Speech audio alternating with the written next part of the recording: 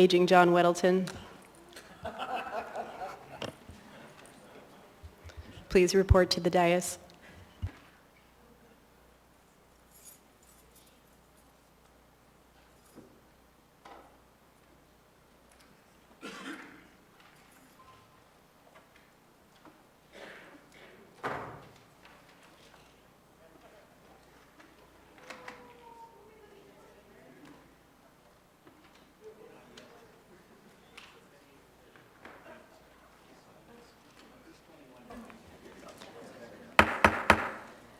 I now call to order this special meeting of the Anchorage Assembly.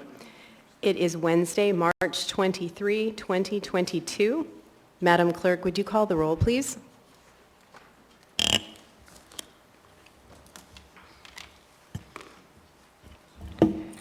Yes, Madam Chair.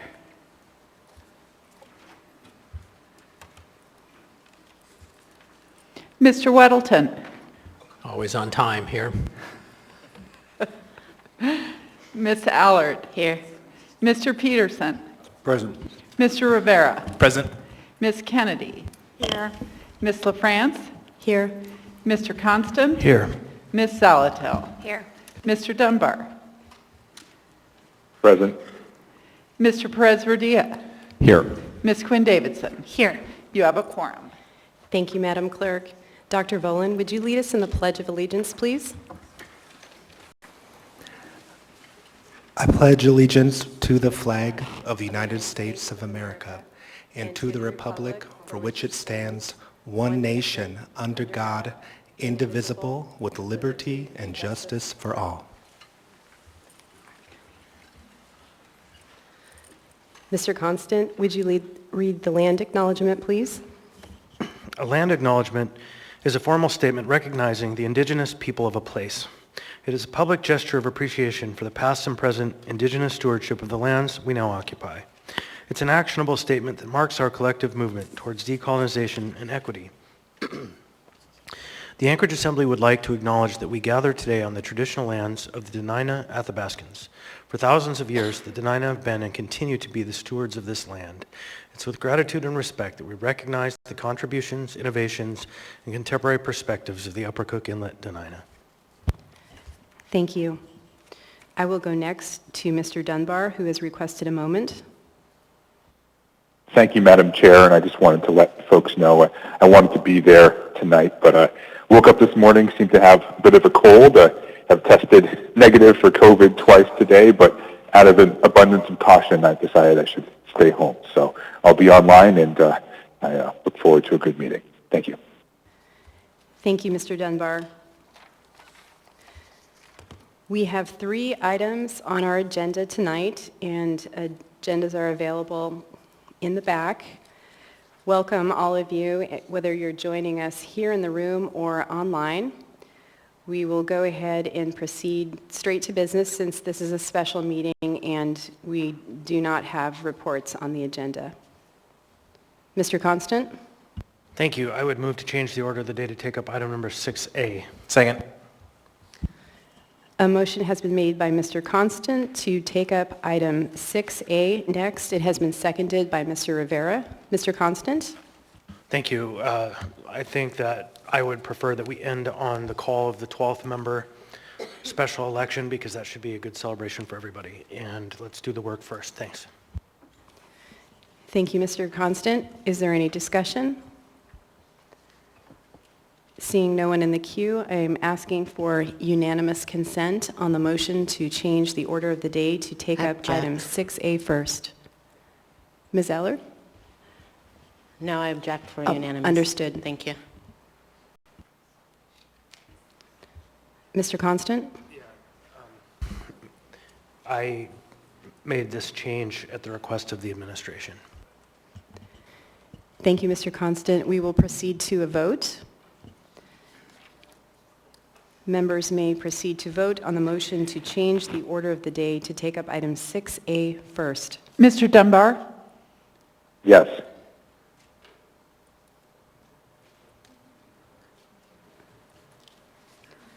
The motion passes 10-1. We now have before us a new public hearing item, 6A, ordinance number AO 2022-44, an ordinance providing financial resources for labor, supplies, and other expenditures required to address municipal response to coronavirus disease 2019, Waive reading. COVID-19. Thank you. Public testimony on this item is now open. Madam Chair, before we move into public testimony, I'd like to run through the conflict questions.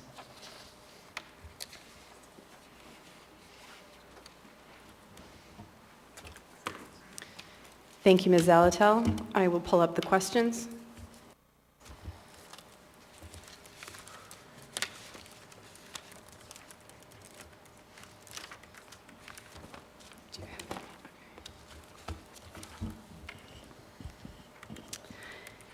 Is the financial or private interest a substantial part of the matter under consideration? No. Does the financial or private interest vary directly and substantially with the outcome of the official action? No. Is the financial or private interest immediate and known, or is it conjectural and dependent on factors beyond the official action? The second. Dependent on factors beyond the official action. Yes. Is the financial or private interest significant monetarily? No. Is the financial or private interest a type which is generally possessed by the public or a large class of persons to which the elected official or household member belongs?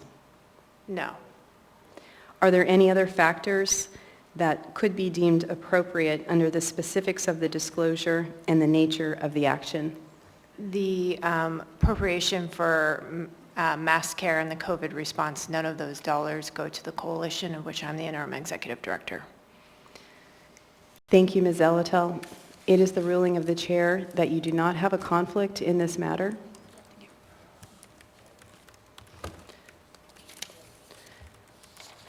We will now move to public testimony. Are there any members of the public who wish to speak on AO 2022-44? If so, please come forward.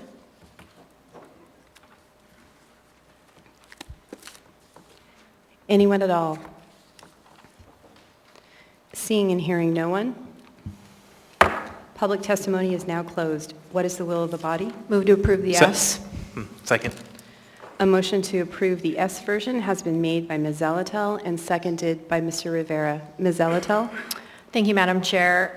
The S version substantially keeps the intent of the administration the same, to appropriate $7 million for the continuation of the COVID-19 response. It does change the fund source to the general fund and provides for a temporary exception to the unreserved balance designation policy. This is what has been done in multiple other instances for this type of appropriation. Thank you. And I believe this may be the last appropriation for the COVID-19 response, which is another reason to continue as we have previously. Thank you, Ms. Zalatel. Before we continue through the queue, I need to read two items into the record that are supplemental laid on the table items. And the first one is AO number 2022-44S, an ordinance providing financial resources for labor, supplies, and other expenditures is required to address municipal response to coronavirus 2019, COVID-19 by appropriating an amount not to exceed $7 million in interfund loan proceeds from the area-wide general fund 101000 to the COVID-19 response AO Fund 231803, approving a temporary exception to the unreserved fund balance designation policy for the municipality of Anchorage and providing a plan for future reimbursement of said appropriation. The second item, which does not pertain to item 6A, but I will read it into the record as it is a supplemental laid on the table item, is item 4A4 from Vice Chair Constant, subject AO. It is AIM 50-2022 from Vice Chair Constant. The subject is AO 2022-37 S1 and AO 2022-37S2, an ordinance of the Anchorage Assembly providing for reapportionment of the Assembly election districts. So we will now return back through the queue. Ms. Quinn Davidson. Thank you, Madam Chair, and hi, everyone. I just want to make a couple of points. I think Ms. Salatel and I wanted to do this not only to be consistent with past practice, but also to make sure that we're being responsive and honest with the community about the alcohol tax. As we've learned, a lot of the 2021 alcohol tax was not yet spent, and that's a shame, and we're a little behind the curve. So we wouldn't want to put ourselves in a position again for 2022 where we borrowed from that fund and then weren't able to issue grants or follow the approved budget that the Assembly and Mayor worked out together for the alcohol tax. This also, of course, is an appropriate use for the general fund. It's a little unusual to do it with something like the alcohol tax. So I hope you'll support the yes version. Thanks. Thank you, Ms. Quinn Davidson. Next is Ms. Kennedy and then Mr. Dunbar. Ms. Kennedy? Thank you, Madam Chair. I believe that the reason why the administration was doing this to begin with was to get us off of this trend of continually putting a tax liability burden on the taxpayer because we do not know at what point some of these funds will be back in to replace the money that's been spent on all of these projects and COVID-related responses. And I mean, we are talking about basically putting an unrealized revenue burden on the taxpayer if we basically do not get these funds reimbursed. So one of the ways to basically protect the taxpayer was to use the money that is actually from last year's alcohol tax. So it will not impact this year's allocations at all.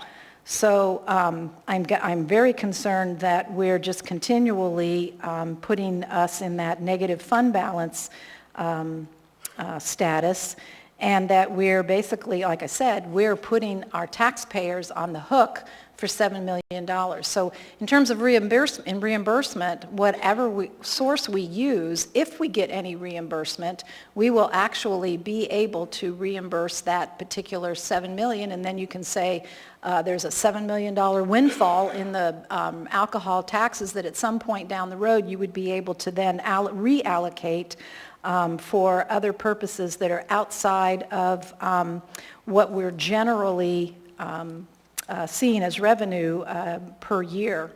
So anyway, I will oppose this because, again, I think the administration is trying to be responsible and not dump another burden on the taxpayers. And I think we've got to be cautious about that, typically because we are not seeing the reimbursements from FEMA that we are hoping for, and maybe they will in years to come, but they're not right now. So, and the problem with potentially giving another $7 million increase to the taxpayers is absolutely more of an immediate concern. Thank you, Madam Chair. Thank you, Ms. Kennedy. Mr. Dunbar? Thank you, Madam Chair, and I'm glad I got on the queue after Ms. Kennedy because I had to understand that the administration was trying to do something else, but what she said is very concerning to me. The people of Anchorage approved the alcohol tax for very specific purposes, and paying for COVID-19 response was not one of them. And so if we are just planning to pay for COVID-19 response with this money, then we are, or I should say the administration is asking us to violate the law as was approved by the voters. So my understanding was this was a temporary loan, but it was backstopped in the same way that the other funds were. So hopefully we'd get reimbursed. But if we didn't, then it would have to revert to some other fund, likely property taxes, because again, it is not an approved or legal use to spend alcohol tax fund on COVID-19 response. So I guess I'd ask the administration what their legal opinion is. Was this a temporary loan? Or did you see a world in which, if we didn't get reimbursed, these funds would not be put back into the alcohol tax fund and they would just simply be expended on COVID-19 response?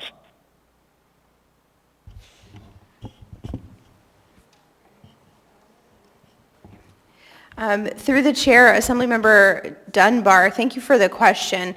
There great deal of discussion about this, and yes, this is for COVID-19 response, which we would hope there could be some FEMA reimbursement. However, we also recognize many of these individuals that will be benefiting from this expenditure are in fact homeless and have been displaced from the traditional churches and other places that have closed down during the pandemic. So it was the determination that yes, this is COVID related, but it is also homeless related. So we did believe that was allowable under the current structure of the alcohol tax. May I respond to that, Madam Chair?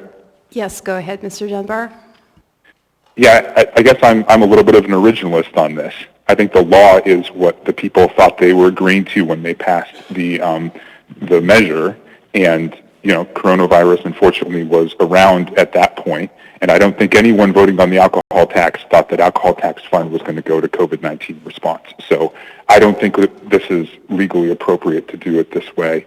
And just because the money is left over from 2021 and the revenues came in stronger doesn't mean it turns into what they might call colorless money. It still has to be used in the specific purposes that the people of Anchorage intended. So I will support the S version. Thank you, Madam Chair. Madam Chair. Thank you, Mr. Dunbar. Ms. Domboski? Thank you. I apologize. I meant to punt to law because I'm not an attorney and I don't want to represent the Department of Law.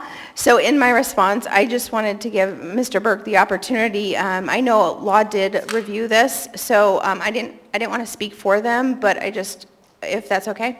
Sure. Go ahead, Mr. Burke.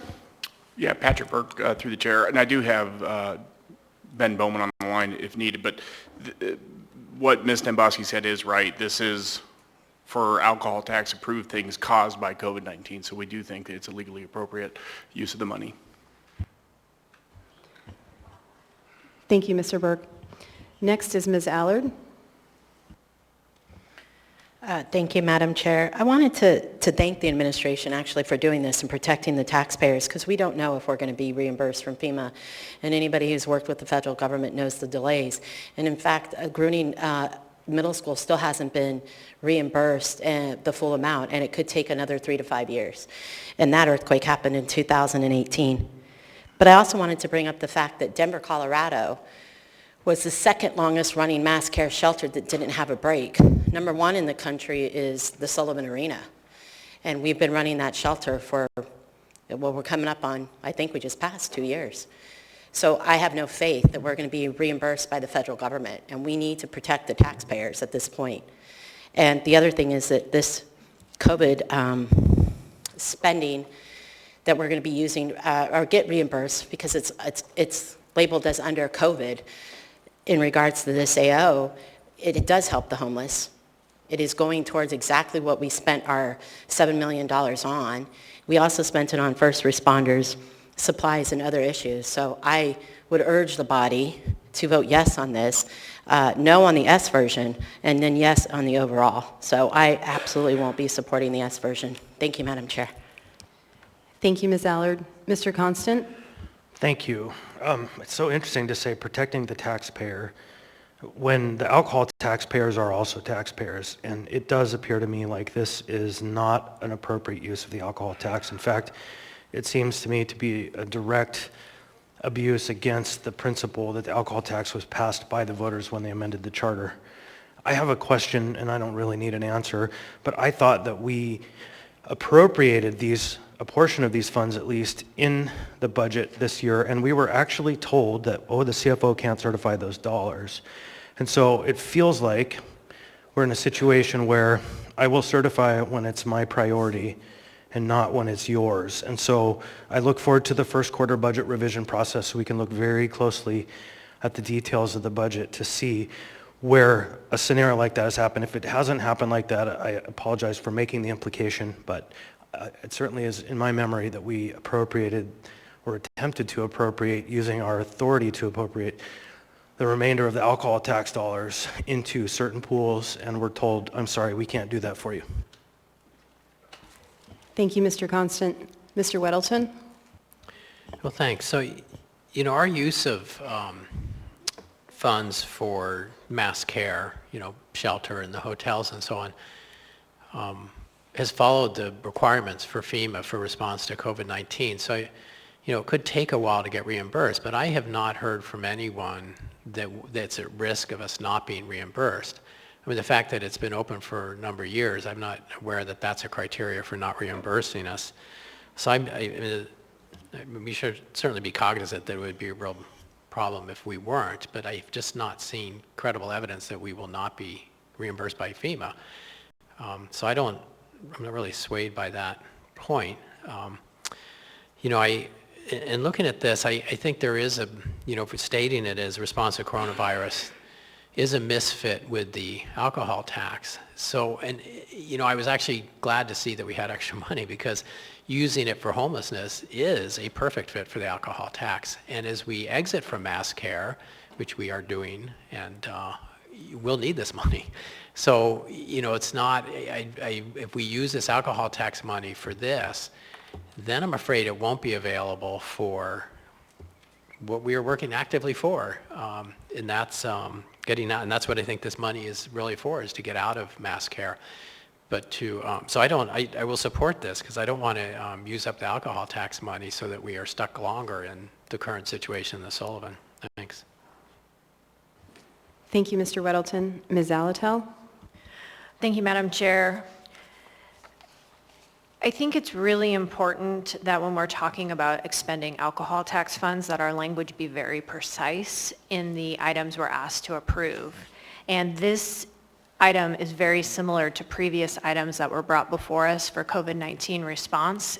This in no way changes that language to specifically place it within the specific designations of the alcohol tax. And it also doesn't set up in the original version enough information to tie the proposed appropriation to the specific authorized expenditures for the alcohol tax. There was simply a single statement that really said that it was approved and dedicated in part to prevent and address Anchorage's homelessness crisis. However, this is $7 million without any kind of itemization as to what it will fund. And so we don't know well enough if any of those funding line items will fall outside of those designations. And that is absolutely our responsibility to ensure to the voters who voted for the dedication of the alcohol tax. Thank you. Thank you, Ms. Alatel. Mr. Rivera? Yeah, thank you, Madam Chair. I guess rather than repeat some of the things my colleagues have stated, I guess I will just say I will be supporting the S version, in particular because, when you think of the alcohol tax funds, one of the things that we wanted to make sure that they do was not to duplicate services which are ongoing. They're supposed to be for new services. It's hard to imagine after a couple of years of having these facilities to consider them new services. So I can't support using the alcohol tax funds for these facilities. And look forward to my colleagues hopefully supporting the S version. Thank you, Mr. Rivera. Mr. Perez-Verdia? Thank you, Madam Chair. I won't repeat what my colleagues have already said, but I do want to bring back one item that I need more clarification on. The municipal attorney spoke and he said that his office reviewed this and that they believe that this was a legal use of funds. And I guess I just need a little more explanation as to how they came to that determination when clearly in this item it is being designated to something that is not listed in the alcohol tax language. So I'm wanting a little more clarification, mainly so that in the future when these things happen, we have a clear sense that when legal reviews these things, that it gives us the information we need to be able to make good decisions. So just wanted a little more clarification as to how legal came to that determination. Thank you. Through the chair, Patrick Burke, the Charter 1407B3 purposes include addressing homelessness crisis. This transfer is for an exacerbation of the crisis due to COVID. So that, I think this is more of a finance question, but that's the rationale that law used. Madam Chair, may I follow up? Mr. Perez-Verdia, can I add Sure, go to ahead. that? Okay, if you look at the the AM that accompanies line 26, it starts, and this was a big part of our discussion. It says the municipality has incurred or will incur costs relating to sheltering vulnerable populations at the Sullivan Arena, sheltering vulnerable populations at various hotels in Anchorage, providing shelter management to those facilities, sheltering vulnerable families, providing meals, and it goes on and on. But I think what Mr. Burke said, we tried to articulate it in the AM to be a little bit more descriptive of what that money is going to be used for, and this is why it is. But that was a big part of our discussion, is this has been exacerbated because of the pandemic. And so that's how that kind of evolved in the discussion, if that helps. Yeah, thanks very much. And I think just one thing that may have been more helpful to me is in the main language up top, if it was, COVID response and responding to homeless services. Yeah, so, but thanks for that explanation. That actually is really helpful. Thank you. Thank you, Mr. Perez-Verdia. Mr. Constant? Thank you, and I just want to give one word of thanks to the administration, to the CFO and their team. We got an email this week that said that the reimbursements are up to 50% of what we've requested, and that's a substantial increase over past performance of what's been done. And so I'm really grateful to see that you've been able to master that process and start it moving forward again from the stall before. Thank you very much. Thank you, Mr. Constant. Ms. Allard? Thank you, Madam Chair. I don't know if it's going to be Mr. Gervais or if it's going to be the administration. They can decide. My question is to the administration. Have we as the Assembly been asked to provide any additional documents for reimbursement that the administration, one, hasn't received, and are we still supposed to respond to pending questions that the administration has in regards to FEMA? I am not aware of information the Assembly has, or the administration has requested of the Assembly, but I can tell you out of many of the FEMA reimbursements that we've put in, for example, I'm sure the CFO can talk more in depth about this. We have one submission that I'm aware of that we got 300 questions back from FEMA of more information. They wanted different data points, different information. So, it is a very cumbersome process, and until we give FEMA every single data point and answer they have, they won't deem that as an accepted submission until we give them everything. That's why it's such a cumbersome process. And to your point earlier, Miss Allard, I almost forgot your name. People still haven't been reimbursed yet, or governments still haven't been reimbursed yet for Hurricane Katrina. These processes are very, very detail-oriented, and they can at times take very many years to complete. So did I answer your question sufficiently? Thank you, Ms. Allard. Thank you, Ms. Demboski. Seeing no other members in the queue, members may proceed to vote on the motion to approve AO 2022-44S.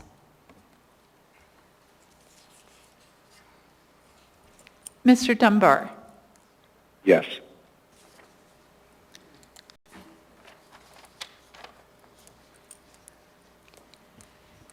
Item 6A, the S version, passes 9-2. Madam Chair? Ms. Demboski? The administration requests an immediate reconsider on this item. So moved. Second. A motion has been made by Mr. Constant for immediate reconsideration and seconded by Ms. Zalatel. And urge a no vote. Members may proceed to vote on the motion for immediate reconsideration of AO 2022-44S. Actually, one moment, Madam Clerk, I see Mr. Dunbar is in the queue. Mr. Dunbar? Thank you, Madam Chair. I just wanted to ask the administration, I understand why Mr. Constant is urging a no vote. Are you urging a no vote as well, as is sort of standard practice, or I'm trying to understand your desire with this motion? Ms. Demboski? Yes, sir. We would like an immediate reconsideration with a no vote so we can hit the ground running and deal with some time-sensitive contracts. Sounds good. Thank you, Mr. Dunbar. Thank you, Ms. Demboski. Seeing no other members in the queue, members may proceed to vote on the motion for immediate reconsideration of item 6A, AO 2022-44S. Mr. Dunbar. No.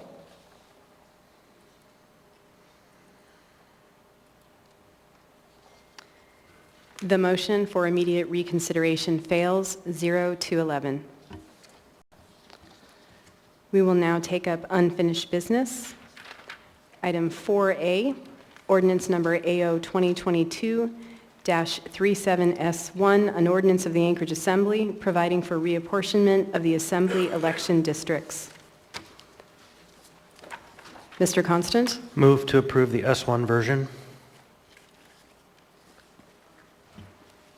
Second.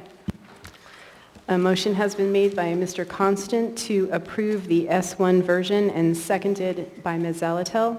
Mr. Constant? Thank you very much. To the clerk, maybe now, if you haven't done it, is the time to pass out the maps. So we have a packet of maps. These are all map amendments that have been up on the map viewer for the time period since we had the amendment conversation 2 weeks ago or so.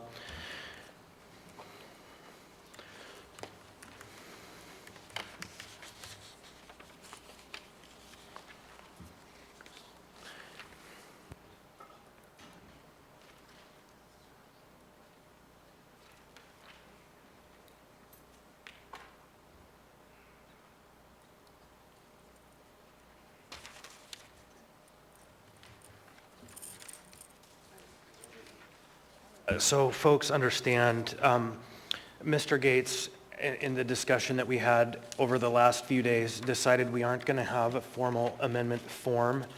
The amendment is just going to be to substitute the map in the packet with one of these maps. So there isn't an actual amendment form that you would normally see. No, I wouldn't suggest we take them up in order because if there are maps that other people want to move, I want to hear about those first. And so, before that, the chair's asked me to discuss the AIM document that was submitted tonight, laid on the table. And it's very similar to the AIM that's in the packet already that lays out the timeline. But that timeline was established on the 15th of February, and a number of actions have happened since then. And so, this is essentially updated to today.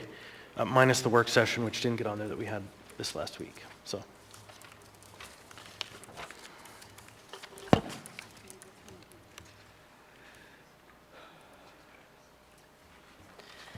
Ms. Kennedy? Thank you, Madam Chair. I was just going to ask that because this process is a bit arduous, that we actually take the time to go slow enough sometimes to actually look at some of the maps. There are some amendments coming forward. So I'm just kind of requesting in advance that we don't be hesitant to pause often through this process. Thank you. Thank you, Ms. Kennedy.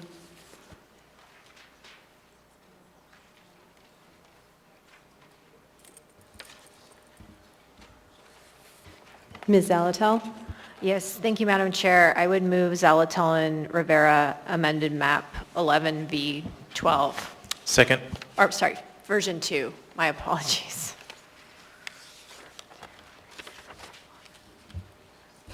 And it's the 4th page in the amendment packet. So Ms. Zalatel has moved the amendment on the 4th page,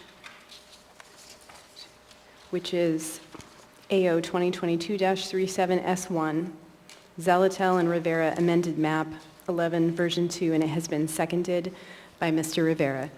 Ms. Zalatel? Thank you, Madam Chair. So as we discussed at the work session when we talked about amendments, this amendment would place Airport Heights back in the downtown district. We had extensive conversations with that particular community council after the first round of amendments came out. It also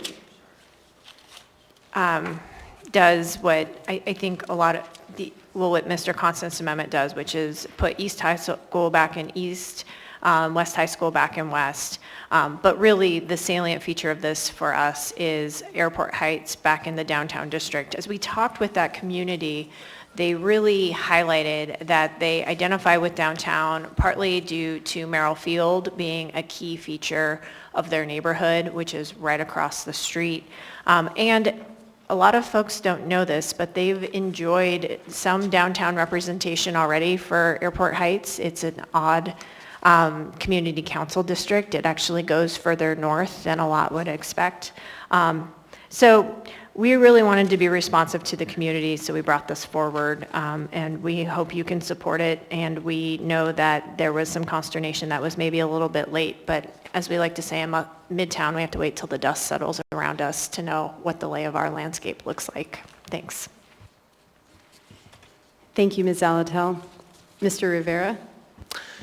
Thank you. So inauspicious timing. I'd actually like to request my moment of personal privilege. Thank you. So as folks maybe saw in their email, a statement just came out that I just would like to read into the record. I think there's a little bit of confusion in terms of the title. My understanding that this was supposed to be a statement that came out from the facilitated collaborative process, so a joint statement from the administration and the legislative drafting working group. So I'm just going to read it verbatim. Quote, today, the Anchorage Assembly, in partnership with the Bronson administration, completed work on a $7 million mass care funding package for the second quarter of 2022.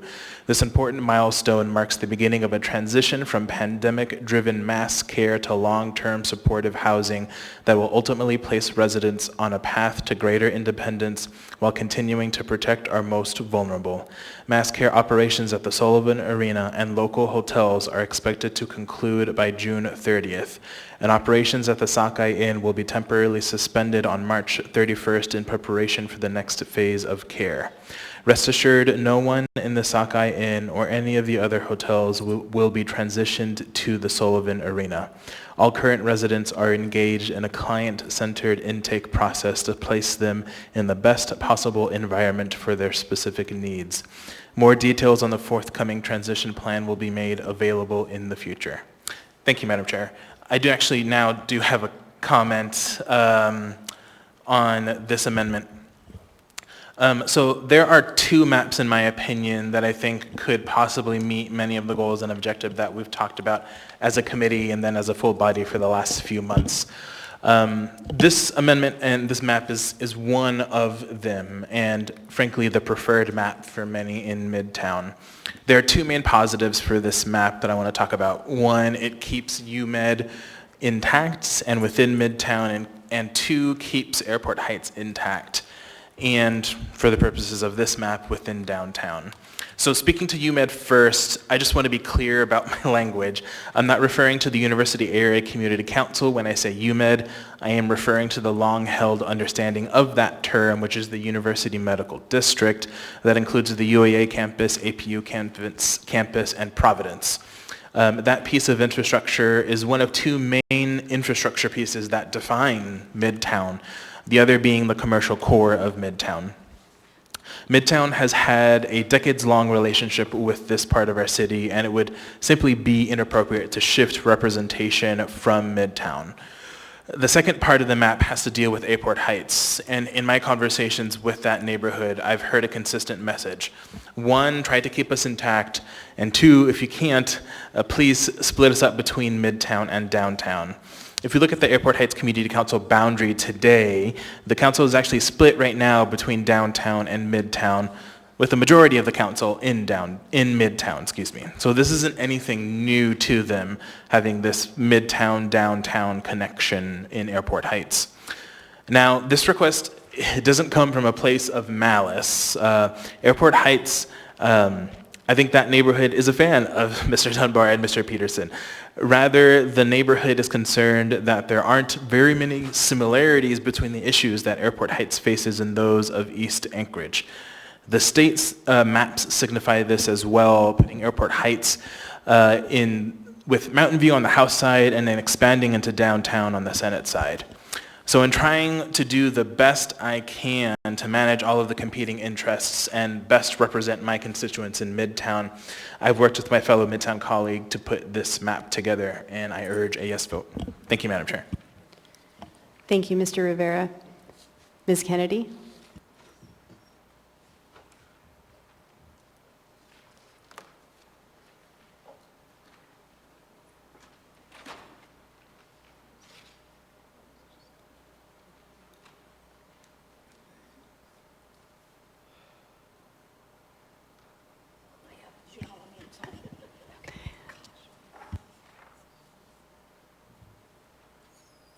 Thank you, Madam Chair. And sorry about the absence there for a few seconds. I actually, there was a moment of personal privilege by Mr. Rivera, and to a certain extent, that was kind of a big deal in terms of what he just revealed. So I am hoping that at some point before this meeting is over, we can go back to that conversation and understand a little bit more about how this all came about and how this decision was made and really what it implies. So I don't know exactly how we put that on the agenda, so to speak, but I would like to have a little bit of a conversation about it. So that was a little bit of a surprise, so thank you. Thank you, Ms. Kennedy.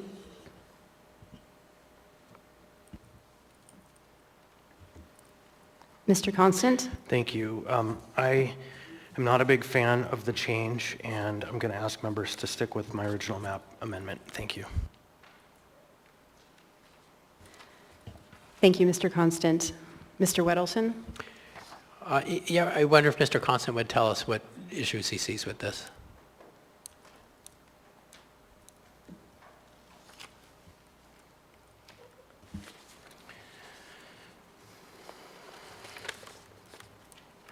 In particular, I am not fond of unifying a neighborhood by dividing another one when the rationale, at least in the map that I presented, takes the neighborhood across the north to the boundary of the Clark Middle School district. And so to me, it's benefiting to one district neighborhood and harming another one. And I think that the neighborhood that's up at the top at the right of the map there has been that political football for a long time. Thank you, Mr. Constant. Any follow-up, Mr. Weddleton? I want to make sure I understand it. So in the amended version, you've got that weird little bulge just north of DeBar Road that's in District 1, and then above that is in District 5. And that's your concern? Yes. Whereas on the map that I intend to see moved, which is constant amended map V11V2 as amended, or just the original constant amended map 11V2, it just keeps that neighborhood whole and united up there. And that's part of the section that was sent out to Eagle River for the last some 20 years. And anyhow, and again, the rationale behind the map that I'm proposing is unifying around the school district boundaries. Okay, can I ask another follow-up on that? So, and this is again to Mr. Constant. So on your map, is your amendment, the S1 constant amended map 11V2 as amended? That one? There are two of them there. One is the as amended version, which was after the conversations at our work session. It was expressed that the UMed, Providence, and UAA, Midtown had some strong interest in maintaining them within the district, and because they were not really populated, the tiny little population there, it didn't create a net effect on the deviations. It didn't really create any change, so it was an easy change to make. So if you look at that section that is a little wonky in shape on the front page, 11V2 as amended, that's the only difference between 11V2 is that institutional shift. And so my map intends very much to keep the north as much together along the boundaries of that Clark Middle School catchment zone. Okay, so I guess question, so okay, so that's the one you're starting with. That was the amendment you moved, is that this map? No, what the amendment that was moved was your map, actually the one that's in the packet. And so if you go back to the packet, it's just the original Weddleton amendment, Weddleton Wells map. So if you go into the packet that's in your paper in your hands there, there's a map in there. And then that map is the original Weddleton Wells map. So that's the table, the base of this conversation. The rest of these are amendments to that map. Right, I understand. So you moved the S1, which of your S1s is it? No, I didn't move the S1. I moved the ordinance, and then Ms. Zalatel and Mr. Rivera moved their map, which is an amendment to your map. And the question before us is, shall we amend the map according to your map, according to what Weddleton and Zalatel have proposed? Okay, so you did not move an amendment. We're only dealing with 11V2 and the Zalatel-Rivera amendment. I moved the ordinance and not the amendment. Well, good. I'm glad we had this conversation. Yeah. I thought you had. So, well, I caught wanted up to now. wait. I believe my map is the one that we should go with, but I wanted to make sure before we dove into those, other people had an opportunity to be heard. So your recommendation is vote this down, and then you would move yours. Yep. Okay. Well, I'd like to talk about.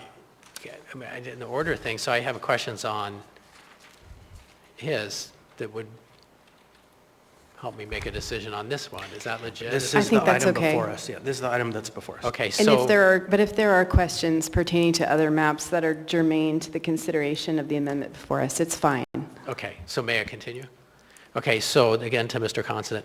So looking at yours that ends with as amended, where you include the hospital district in District 4, you have that little piece that's East Tudor that sticks down. So can you, we're trying, Yep. in my mind, I want to see I blocky can give you the lines. rationale. I personally would have moved the map that I developed because it's the cleanest lines and the cleanest order. When the request was made to consider figuring out a way to move the infrastructure elements, the university and the hospitals, back into Midtown, that little tiny box right there has like 4,000 residents. It's a major population zone, and so it completely changes the maps. And so it just throws everything out, and so you can't just simply keep that one and move it. It completely changes everything. And so it creates an odd looking map there in that section, but that little box right there is a huge population center. So, okay, so in that UMed district that you boxed out, is there, I mean, that's the hospitals, is there population in there? Less than 500 people. It's a really small number that didn't shift any deviations toward any area. And the only residential section is that little kind of homestead around Goose Lake with the condos that are tucked in over by that section. Right. That's the only residential area. So it's tiny and I don't want to say insignificant, but it doesn't shift the deviations meaningfully in any direction by moving those blocks. All right, thank you. Thank you, Mr. Weddleton. Mr. Dunbar? Thank you, Madam Chair. And I was going to make some of the comments that Mr. Weddleton just elicited from Mr. Constant regarding that population center from Piper to Elmore that is now with East Anchorage.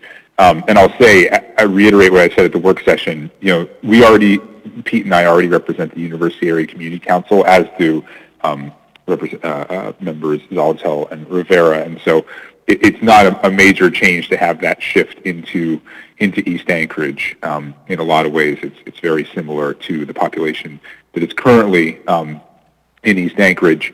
And I'll say I do oppose the Rivera-Zalatel amendment because of what it does to the area above 6th Avenue and Turpin. And I'll say, I mean, not to beat a dead horse here, but all of these kind of odd lines and what we're doing here is necessitated by the fact that we lack the political will to to do the right thing and add a piece of J-Bear to the downtown district. Had we expanded in that fashion, it would have been much easier to draw all these kind of lines. Had we allowed the expansion, which was mandated by charter, to go into every adjoining district as opposed to just 3 of them.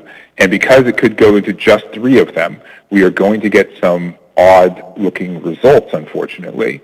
But I do think that Mr. Constant's version, either his amended version or his original amendment, if we want to call it that, I think both of them achieve what we need this map to achieve in terms of still being relatively compact and maintaining like neighborhoods and trying to respect the census blocks and all the rest of it. So I will not be supporting the Zalatel-Rivera amendment.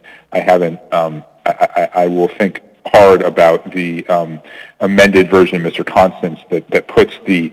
I had said earlier that I'm comfortable putting the university and the hospital back into Midtown, and I am. But I am also sensitive to the way that little population center looks, even though it is. I do see the logic to it. So, but I'll be voting against this particular version. Thank you. Thank you, Mr. Dunbar. Mr. Weddleton?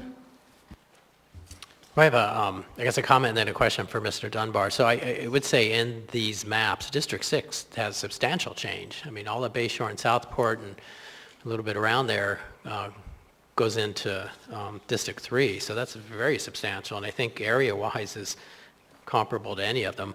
But I think, I'm not sure if I heard you correctly, but you said the charter requires that every district give up something? I'm unclear on that. No, I said the charter now requires that we double the size of District 1. Oh. That's what is driving all of this, and I think sometimes the public doesn't, we're towards the end here, but it's always important to remember why this reapportionment is so extensive. It's because the people of Anchorage amended the charter to add a 12th member and double the size of District 1. Okay, misunderstood. So, well, there's just to be clear, this is not my favorite map for District 6 either. But, we all bend and flow to do what we have to do. Thanks. Thank you, Mr. Weddleton.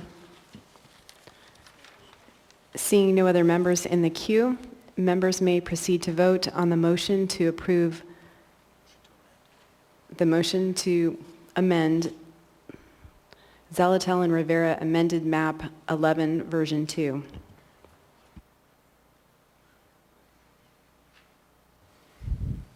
Madam Chair.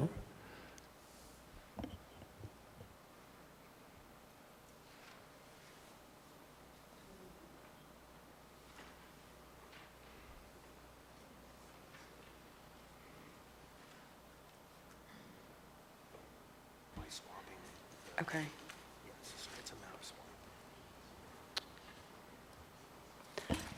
I'm going to restate the motion, but go ahead, Mr. Perez-Verdia. That's what I was going to ask your state. Thank you. Members may proceed to vote to amend the S1 version of AO 2022-37 by swapping S1 by swapping the map with the Zalatel and Rivera map.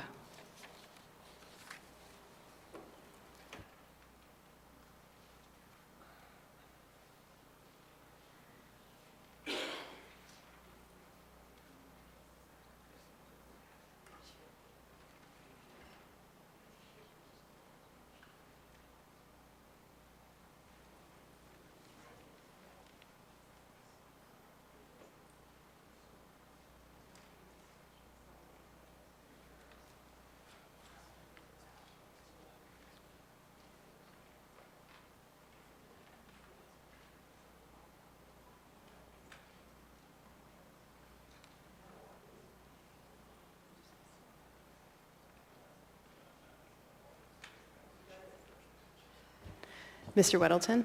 Thanks. So I guess I'm still unclear. So what was moved was 2022-37S1. And I think something that jumps out on me, it says map 11, but my understanding is the base map we're using is 11 version 2. So that should probably be clarified at some point. And is that, when we say the S1 map, is that what we're referring to? Map 11 version 2? Go ahead, Mr. Constant. Thank you. So if you take the packet as in your hand, not the color map packet, but the actual AO document S1, and you turn to the third page, there's a map there in black and white. It's titled Reapportionment Anchorage Proposed Assembly District Boundaries Exhibit A Map 11V2, which we colloquially know as the Weddleton Wells Amendment. So the motion is to take the map that's titled Zalatel and Rivera Amended Map 11V2 from your color map packet and substitute it, amend out the black and white map that's in your packet and put in the one that's named Zalatel and Rivera Amended Map 11V2. So that language up there on the board is accurate.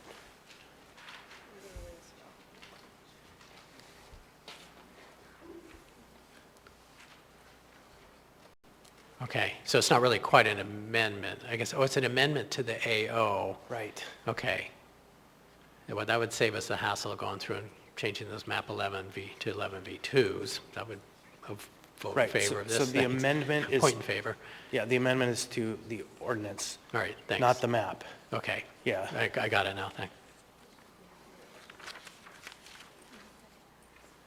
Yeah, substitute would be a better verb.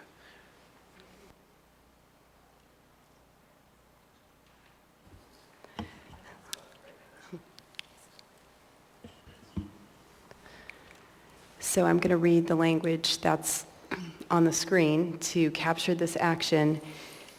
And thank you all for the clarifying questions and conversation, because it is very important that we proceed, as Ms. Kennedy noted, in a deliberate fashion. So the motion is to amend the S1 version by substituting the map in the AO with the Zalatel and Rivera amended map 11 version 2. Members may proceed to vote.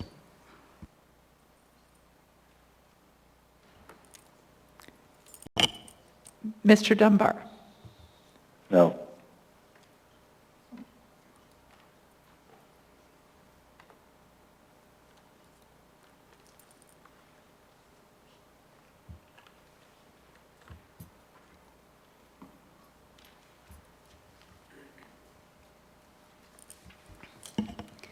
The motion fails 4-7.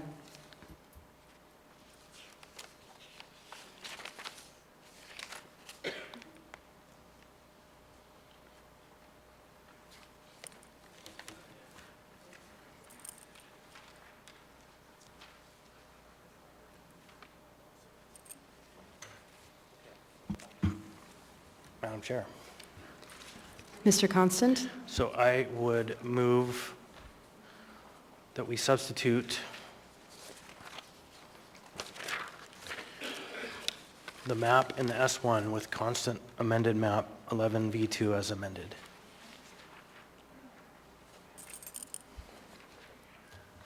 Second.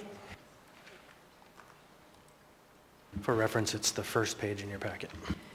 So Mr. Constant has moved to substitute constant amended map 11V2 as amended, which is page 1, and it has been seconded by Ms. Zalatel. Mr. Constant? So I know that folks are concerned about the kind of strange jig and jag around the university hospital district, but the basic principle of this map and the next map that are behind it, should this one fail, is that we move from the Weddleton Wells map, West Anchorage High School back into West Anchorage, East Anchorage High School back into East Anchorage, and then the North District expands to the east to incorporate the rest of the north needed to the boundary of the Clark Middle School catchment area. Thank you, Mr. Constant. Ms. Quinn Davidson? Thank you, Madam Chair. I really like the next amendment, the primary constant amendment. It's page 2 of our packet.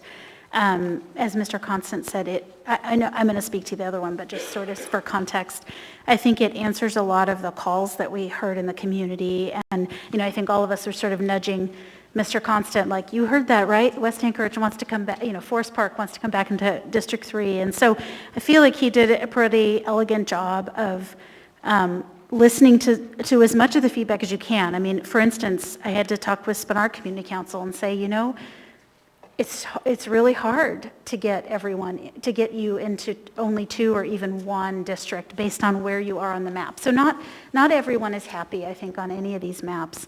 But I feel that page 2 is a superior map to this page 1 that just was moved because of this east sort of fingers, well, I don't know which the finger is, but surrounding Midtown. To me, that is not compact. I worry about the legal ground that we would be on if we move forward with this map. I think it looks pretty funky, and so I guess I'd like Dean to weigh in, if possible, on what he thinks about the compactness of this amendment. Mr. Gates?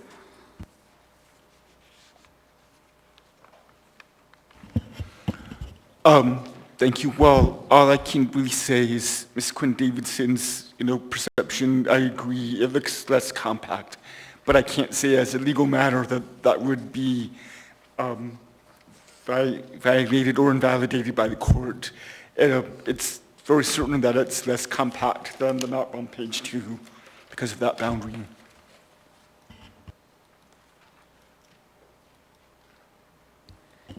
Ms. Quinn Davidson, any follow-up? No, that's it. Thanks. Thank you, Dean, and Thank you. Mr. Perez-Verdia? Thank you, Madam Chair. First, just a question, then I have a couple of comments, but just want to hear again from Mr. Constant. I'm looking at this map compared to the second amendment that you have, or the one that's right after, and can you just describe again what the difference between those two are? Is it just that section that encompasses the UMed district? And if it is just that section, what is the rationale that you're using to include that? So it is just that section, and the rationale was members asked to maintain the infrastructure elements, the university and the hospital, within the Midtown district. And so this was an effort to ensure as much as possible items that were requested by members and the members of the community that we heard from were addressed. And so it was not a substantially significant population shift that it caused every other part of the districts to have to domino around. So it's an amendment. It's just that line right there around the infrastructure. Yeah, and I just want to note that it doesn't change the deviation number, and but like the previous speaker, I feel like, and we'll probably have more comments as we move forward, but just huge appreciation for the number of people and the amount of time that have gone into this. It has been truly an amazing process that has included so many community members and so much time and so much conversation and a great deal of sacrifice by most of our community, the community councils especially, to make adjustments that are difficult. And so, but I would agree that I'm concerned about this amendment. I think that I understand the rationale behind it, but I'm concerned about the shape of this map and it being challenged in court. So I'm not going to be supporting this one. I'm definitely interested in hearing more about the Second Amendment that Mr. Constant is bringing forward. I think that fits what I've heard from my community, fits their needs better, yet still is a sacrifice in many ways. So thanks. I won't be supporting this one, but I'm looking forward to the next one. Thank you, Madam Chair. Thank you, Mr. Perez-Verdia. Next is Mr. Dunbar. Thank you, Madam Chair. And, I had said at the work session that I was comfortable with UMed basically being returned to Midtown. looking at these lines, I do understand the concern from my colleagues. And as I look at the next version, Chris's version with the cleaner lines, it occurs to me that actually a good chunk of UAA and perhaps even a piece of Providence remains with Midtown. So if you zoom in, you can see UAA Drive. I believe that there are significant UAA facilities to the west of UAA Drive. Now, of course, there are many to the east too.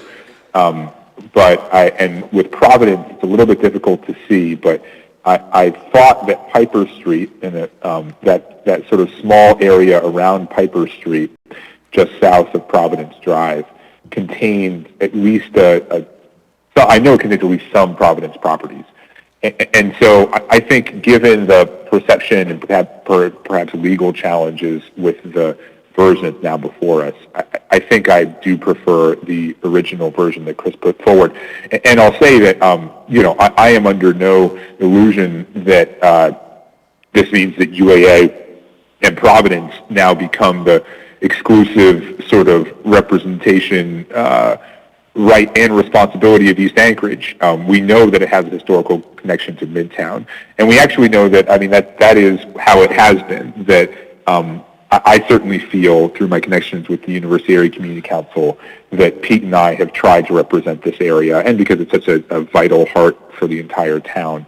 So I think the other version will basically keep a portion in East Anchorage, keep a portion in Midtown, and I think all of the representatives that will be elected from those districts will feel, I hope, some ownership of the representational duties for that employment center.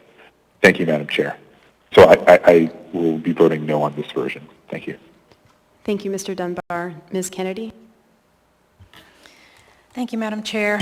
I'm not exactly sure right now how I feel about any of these maps. It's interesting how we've had so many conversations about the pros and cons of a lot of little areas that are, I'm not saying they're not important, they are. But one thing that particularly has kind of started to change my mind about some of what is behind some of the rationale, I guess, behind why we're drawing lines the way we are. And it's interesting that it seems like one of the hinge pins is Betty Davis East Anchorage High School. And, I've looked at the boundaries for East Anchorage High School, and actually a larger majority of District 4's residents are zoned for East Anchorage High School, and a very large majority of North Anchorage, so the downtown area. Those students all go to Betty Davis East Anchorage High School. So technically, District 1 will be the only district without a high school to represent.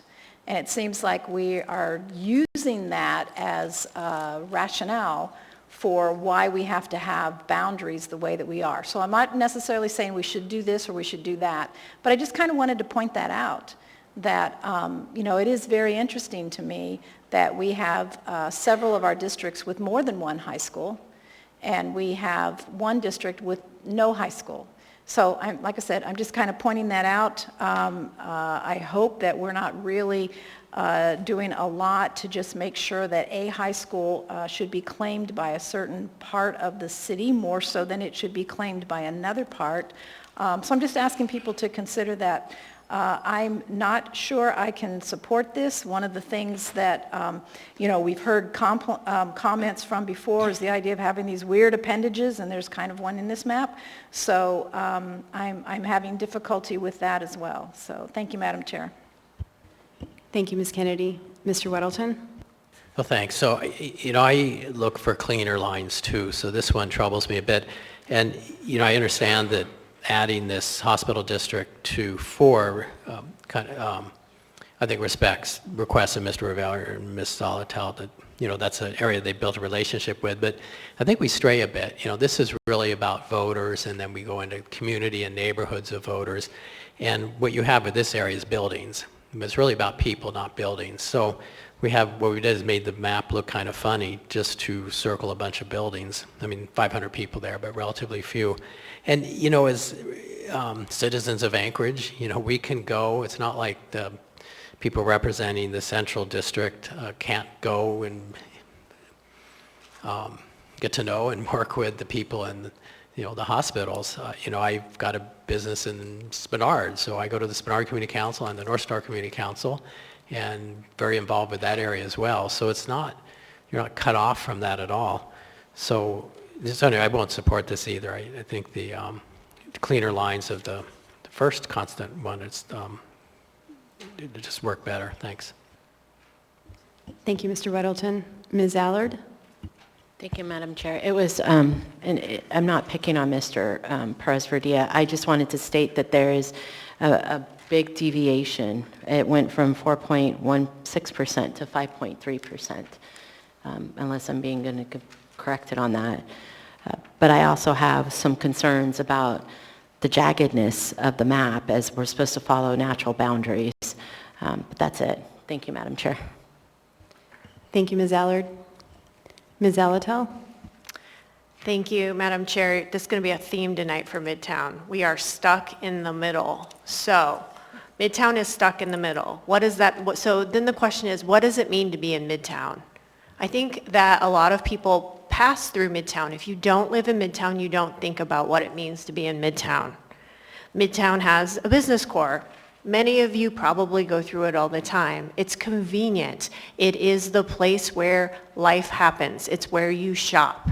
It's where you get your groceries. It has, kind of reminds me a little bit of last night's conversation, but it is where things happen in Midtown. And so the Midtown Business Core is a salient feature of Midtown.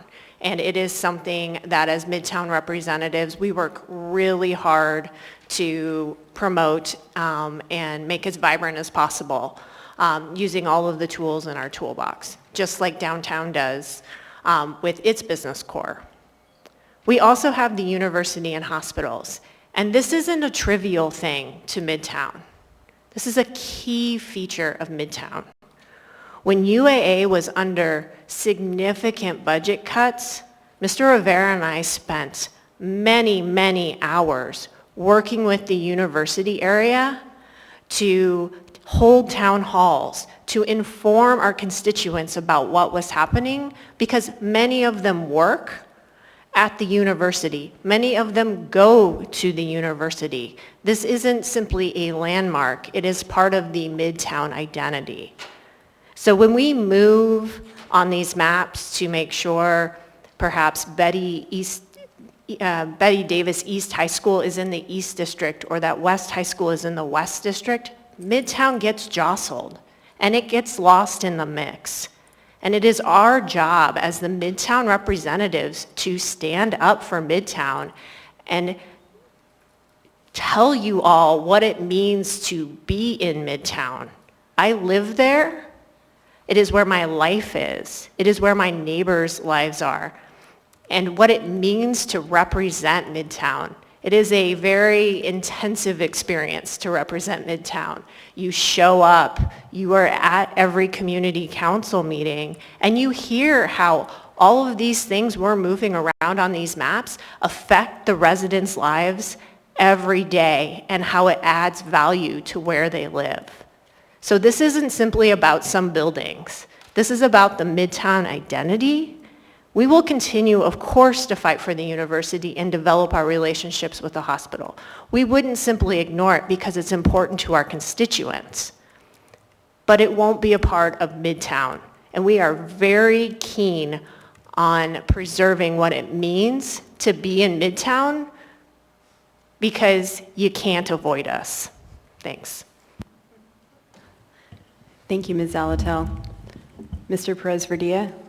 Thank you, Madam Chair.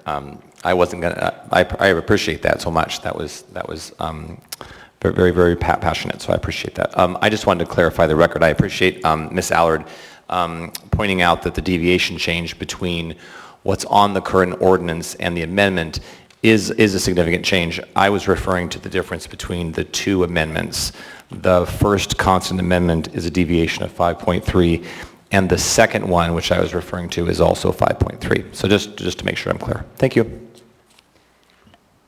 Thank you, Mr. Presverdia. Mr. Rivera? Yeah, thank you, Madam Chair. So, I'm really struggling with a lot of this conversation that we're having, because if I go back and I think about the committee discussions we've had and some of the ideas that were brought up there, we talked a lot about, yes, of course, the constitutional provisions that we need to maintain, we're required to maintain. But we also talked a lot about the identities of each district. It was you, Mr. Weddleton, that asked each district to come up with what the core of each district is. Well, I'm telling you, Mr. Weddleton, the core of Midtown is, infrastructure-wise, it's UMed. It's the commercial core. That is the core of our district. So that is why you are going to hear Meg and I fight hard for this amendment. It's why we tried to do our amendment, Zalatel Rivera. Unfortunately, that didn't get passed. Now this is sort of the second best. I said earlier, there's two maps that I really appreciate and I think will do what we need them to do. And this is that second map. We talk a lot about making compromises so most districts have, keep something, they lose something. Midtown has certainly made its fair share of contributions to helping make the math work. We've talked about every district not getting everything at once. Midtown definitely isn't getting everything at once. I think this map, with all of its flaws, because show me a perfect map, there isn't one, this map, I think, gets us most of the way there. I honestly don't see how I can support the constant amended map 11v2. This is the one that I can support. Thank you. Thank you, Mr. Rivera. Mr. Weddleton? Okay, I appreciate that. So looking at these, if we want to retain Midtown identity and not have a quirky appendage where Tudor heads to the west, and then also get a smaller deviation, does that go back to the base map then? Because that gets UMed, I think that gets all that you were looking for without that weird appendage, is that right? Well, you just look at the base map. You have UMed and Rogers Park and all those things. Or map 11v2, I guess. It's right here, this one. Oh. Mr. Weddleton. It is in the packet. Mr. Weddleton, you're referring to the black and white map in the packet? The first one, yeah, I don't know. I think it's the Weddleton Wells map, right? That's where we started. But that one gets, you have UMed, you have Rogers Park, you have all those in there. But it avoids that strange little appendage along Tudor.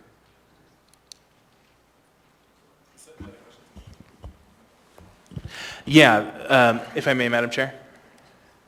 Go ahead, Mr. Rivera. Thanks. So I think folks will remember from the work session that we wanted to keep a lot of the changes that Mr. Constant had made in his map. So I think that's the biggest difference here is, okay, not the biggest difference, be careful with my words, is map 11v2, the original one, doesn't keep a lot of the changes that Mr. Constant made in his amendment. So that's why we went, when Zalatil and I were working on our map, that's why we went off of that version, Mr. Constant's version, instead of your version. The reason that the weird appendage in our map is just because of deviation. We had to make all the numbers work. So that's why there was that weird Turpin appendage.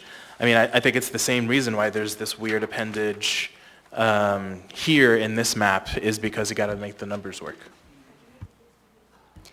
Thank you, Mr. Rivera. Mr. Weddleton, did you have any follow-up? No, thank you. Thank you, Mr. Weddleton. Mr. Constant? Thank you. Well, I'll still vote in support of this. If it doesn't pass, I just, having looked very closely at the map, the constant amendment, the first one, half of the university and half of the Providence campus are in each district. So exactly what happens, and we can probably have a map view or zoom in so folks can see exactly.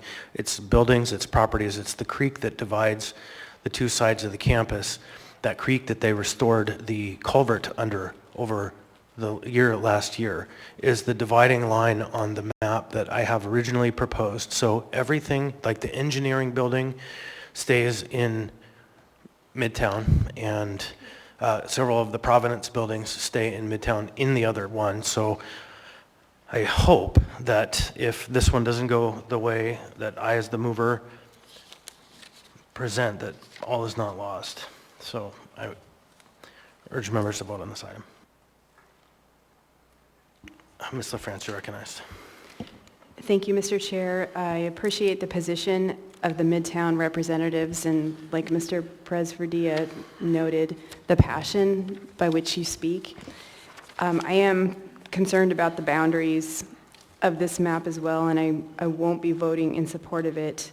But I do very much appreciate how difficult it is to be stuck in the middle, to be Midtown, and the conversation too about the buildings and the conversation that has, or when I said buildings, Mr. Weddleton's point of infrastructure and people, and how we take both of those into consideration in this process, and the difficulty of drawing lines, because as we see, we draw one and that impacts at least another district, maybe more. Thank you, Mr. Chair. Madam Chair. Barbara, you want to bring the language back? Oh, wait, it's up in the bottom. Okay, this one right here. Seeing no other members in the queue, members may proceed to vote to amend the S1 version by substituting the map in the AO with the constant amended map 11 version 2 as amended.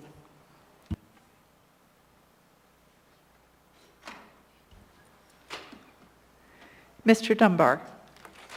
No.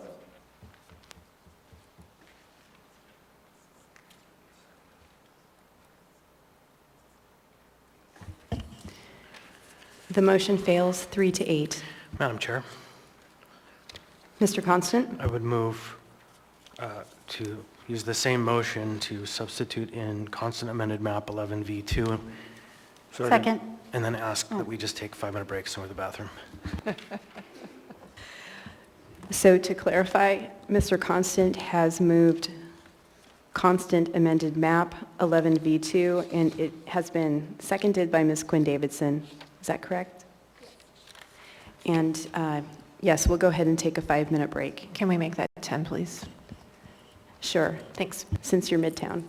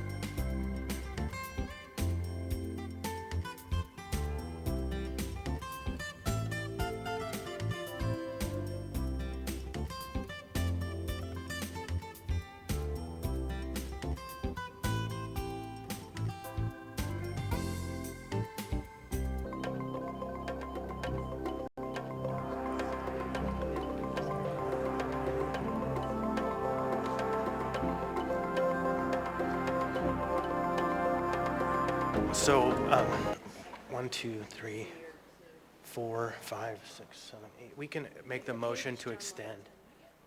We can make the motion to extend.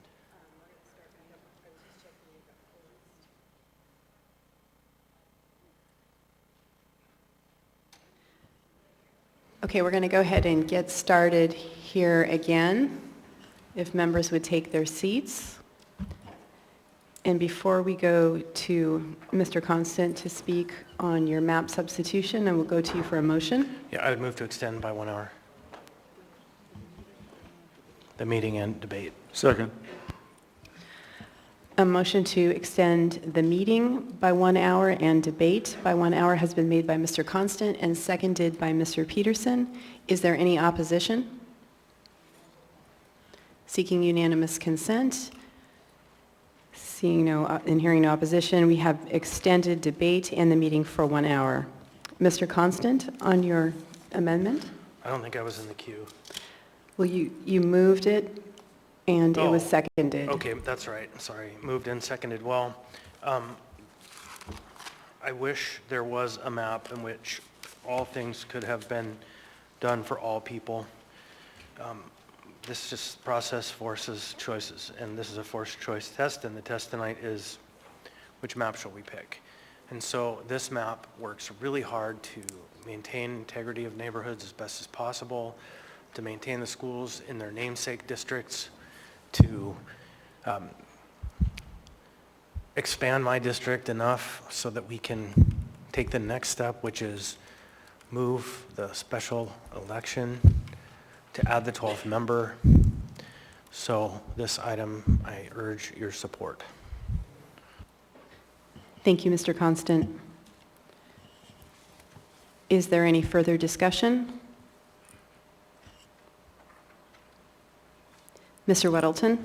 Well, thanks. I appreciate this. When I was working with Mr. Wells on map 11 version 2, I did recognize that somewhat of a failing was taking that part of Turnagain and putting it into District 1. And I think this improves on that, which is better. And I think I was focusing on keeping Airport Heights together. There was something else I was balancing there, that this one goes the other way on, but I understand that keeping Turnagain and West High in that part is probably a more important aspect, so I will support this one. Thanks. Thank you, Mr. Weddleton.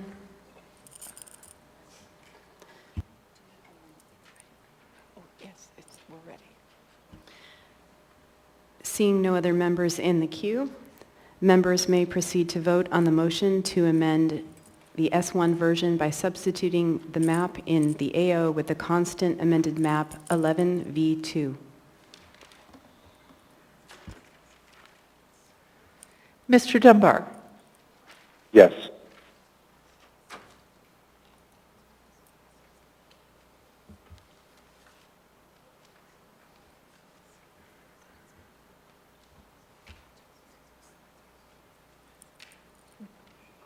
Ms. Zalatel?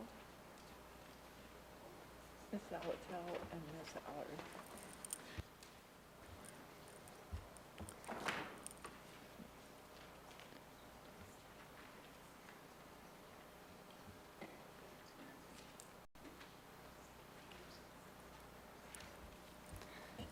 The motion passes 8-3. Madam Chair, I move Constant Amendment 1, which is an amendment that has 3 purposes. It's in your packet. Second. Thank you.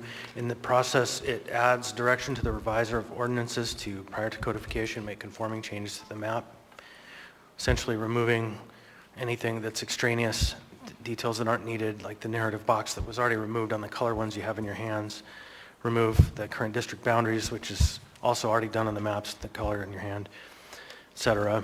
Then to establish regular term for the new District 1 seat and assign a letter designation. Once the charter was amended, it required that we add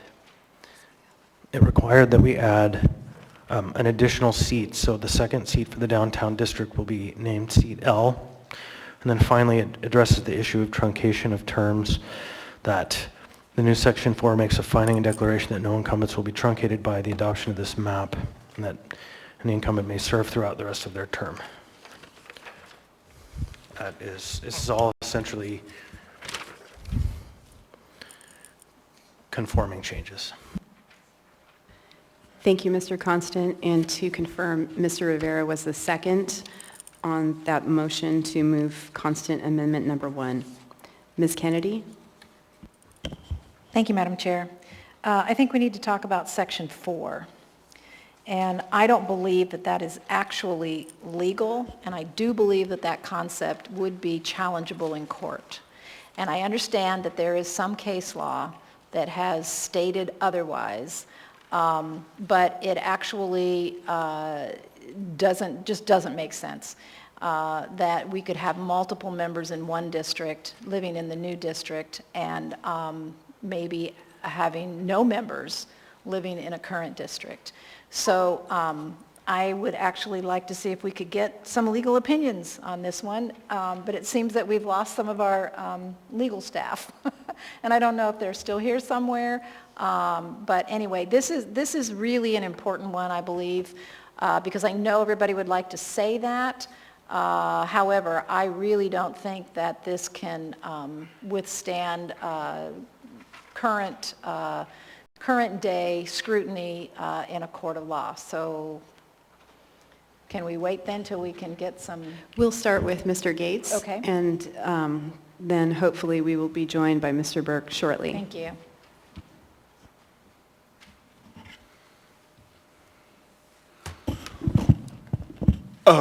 Thank you. So I think you still have one legal staff present here, and I think I would say that this truncation issue, it's mostly a political issue. I've tried to present that in some of the presentations I've made to the body in the past. It's only a court's place to order truncation when there's very compelling reasons to do so. And I have not really actually found a case where there's compelling reasons. We have the Kentop case here in Alaska. There's a few cases around the country. There's, I think, the issue that Ms. Kennedy refers to in terms of moving boundaries, so a current member, an incumbent, is no longer within the district they represent. That's part of the transitional effect of reapportionment or redistricting every 10 years. But what that means is, yeah, that's a justification to truncate a member's term, and that could be legally upheld and justified. But the court doesn't say, you know, if a voter, resident challenges the decision to not truncate and say the court should order truncation, that's a much higher standard. It's a much lower standard for this body to say, we think we should truncate and make that decision and order it with this ordinance. And then you have to have some justification for it, and that's easier to find than it is to find, I guess, the high standard for a court to actually order it when it hasn't been done. And the other part is if the new boundaries are moved and a current member incumbent is no longer with the district they represent, they're not qualified to run for that district in the next election because they're not a resident there anymore. So we have 3-year terms to finish the term. If it's not truncated and they wouldn't be qualified, then I guess if we're talking about a member in District 2, then now after the reapportionment is no longer in District 2, they could run for the other district that they're now a resident of, but not District 2 because they're no longer in it after the boundary change. Thank you, Mr. Gates. Ms. Kennedy, any follow-up for Mr. Gates? Yes, thank you, Madam Chair.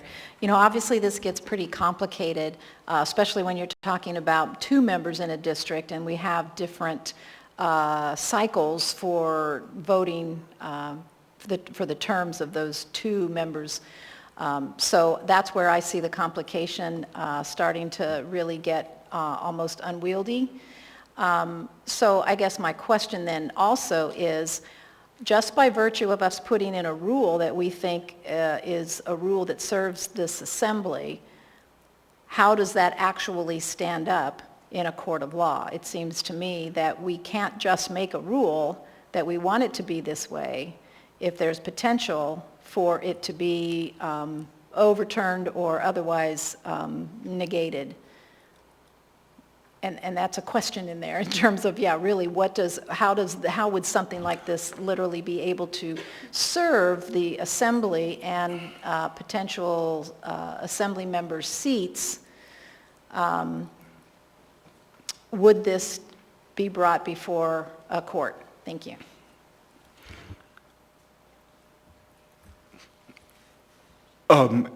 I heard you mention if the Assembly sets a rule for this, and I'm not exactly sure what rule you are referring to. If you could clarify that for me before I respond. I'm just talking about the fact that in Section 4, we're basically making a rule that we don't have to truncate any of these seats. And that very well may not be true should the court of law decide otherwise. So I'm just saying, to what extent does this actually have any authority? I think the section 4 language is intended to just make a decision, a determination, rather than a rule, and a determination just based on the adoption of the reapportionment map that you're voting on today. So it's not intended to set a rule that from now on, so the next time there's a reapportionment, this wouldn't apply. It just applies to the action of reapportionment that you're doing at this time.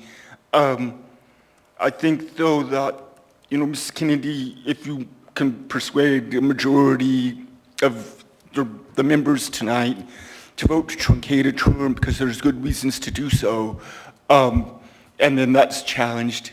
Like I said, the standard to uphold the justification to truncate is much lower than, I guess, a plaintiff bringing to court and asking the court to order truncation. That's a much higher standard and burden to meet.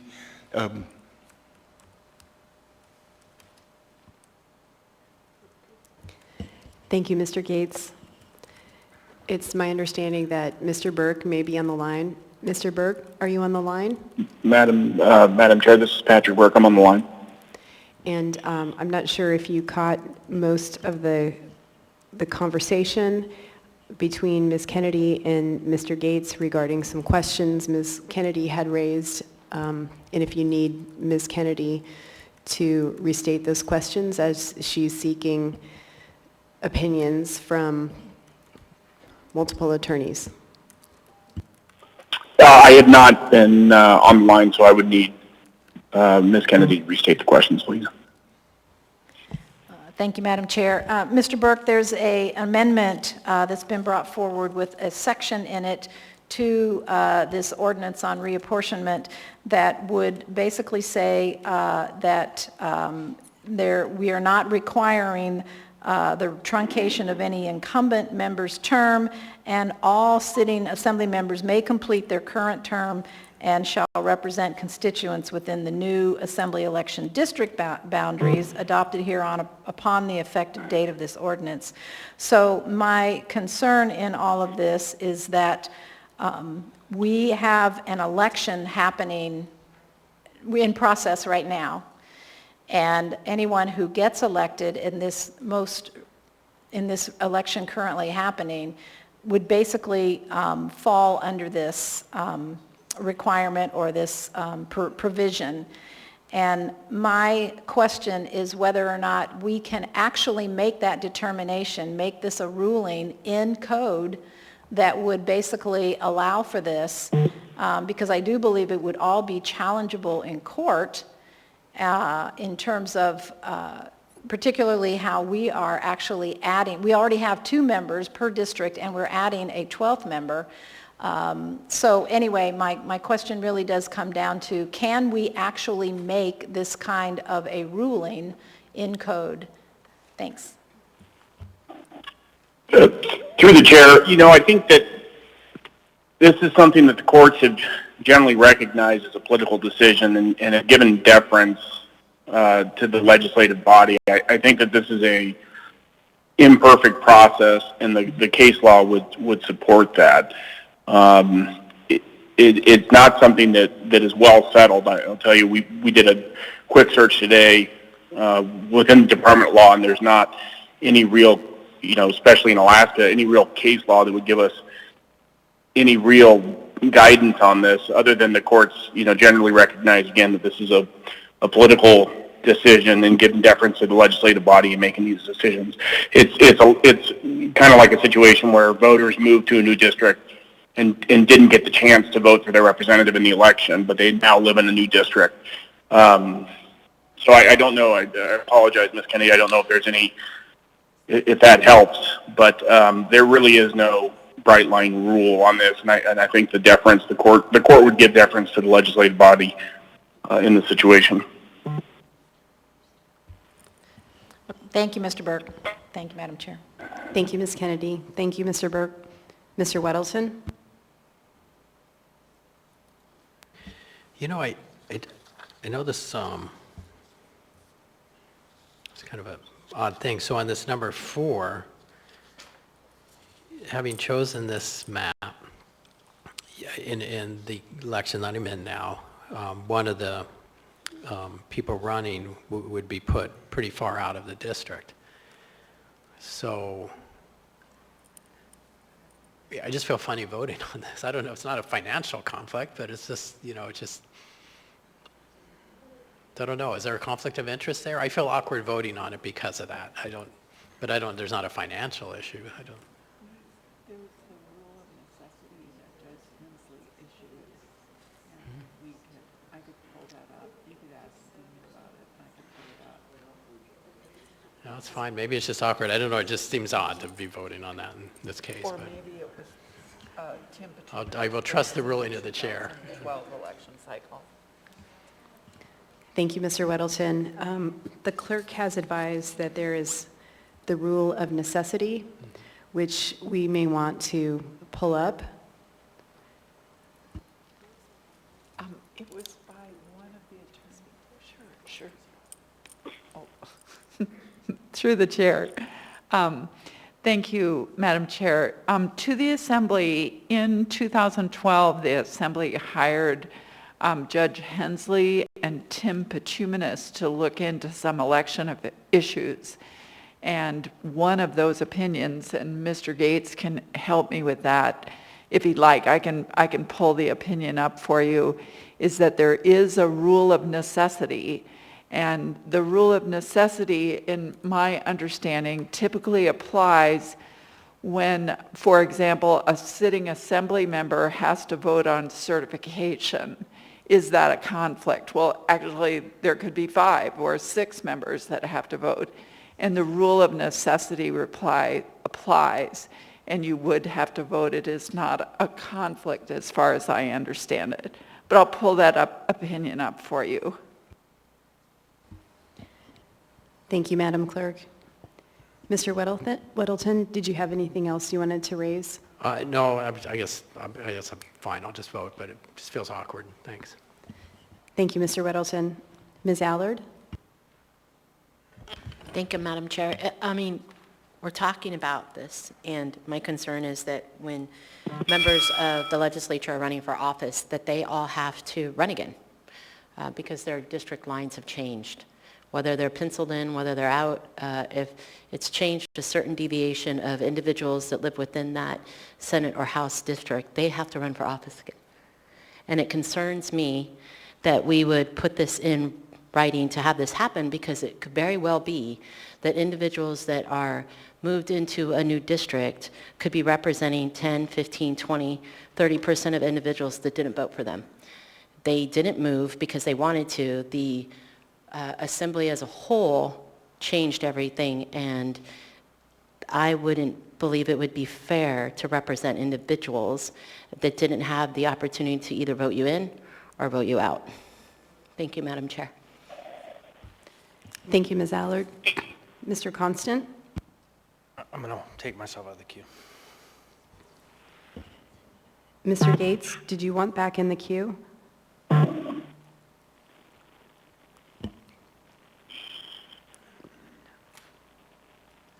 I think that was from before, maybe. Yes, thank you. One point of clarification, Section 4 is not going into code. It's just ordinance section, so it's not being codified as a permanent act. And I would also offer a resolution to this if it's contentious and an issue. You could amend this to delete Section 4 and adopt the rest of it. Yeah, having said nothing about truncation, the body would take no action to truncate anyone's term, but not make a determination about it either.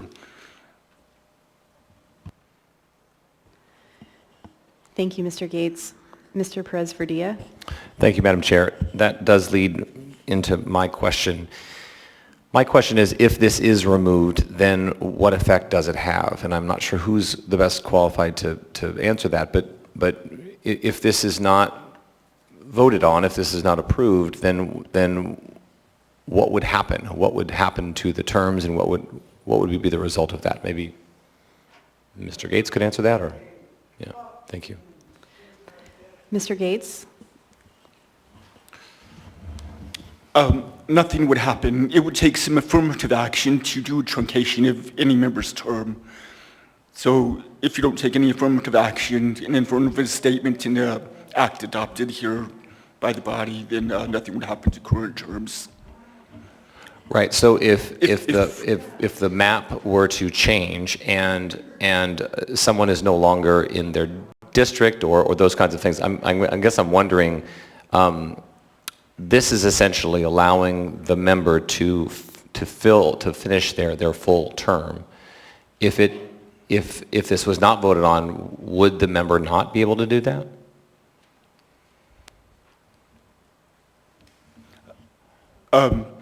I was ready to answer until you had that last part of your question. If nothing is said here and this amendment isn't added to the ordinance, would truncation happen?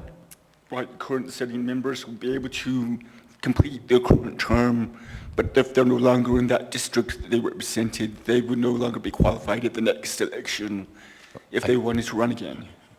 But they would complete their existing term? Yes. Okay. Thank you. Thank you, Madam Chair.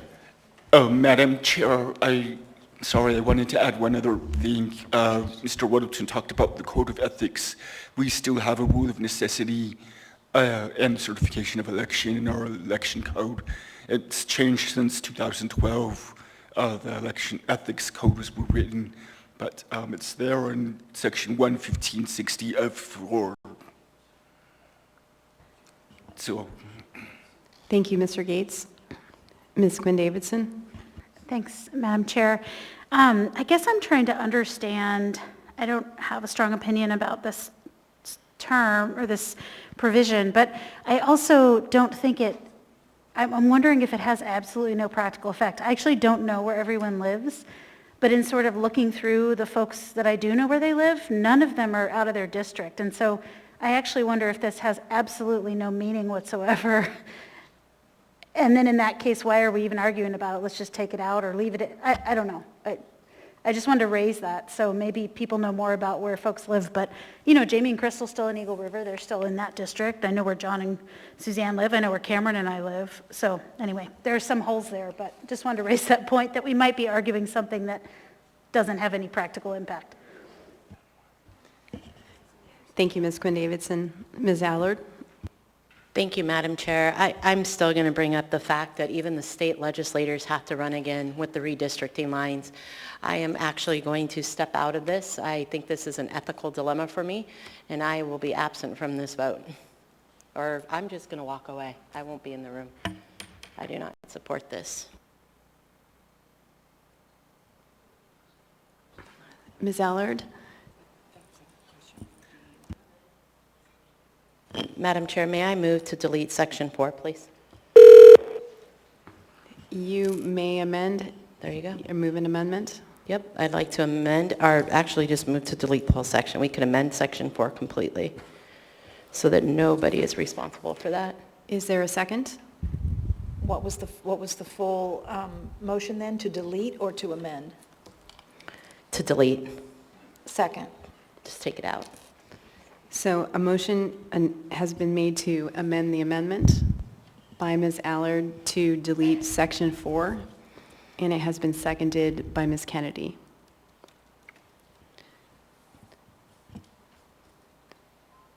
Ms. Allard, did you want to speak any further to your amendment to the amendment? I just think it protects everybody on this body, that if we just leave it out completely. Thank you, Madam Chair. Thank you, Ms. Allard. I'll go through the queue, and I don't know if folks were in the queue to speak to the main amendment. Mr. Weddleton? No, you can take him out of the queue. Mr. Constant? Yeah, I think Mr. Gates stated that it would have no effect if that section were to come out, so I have no problem removing it.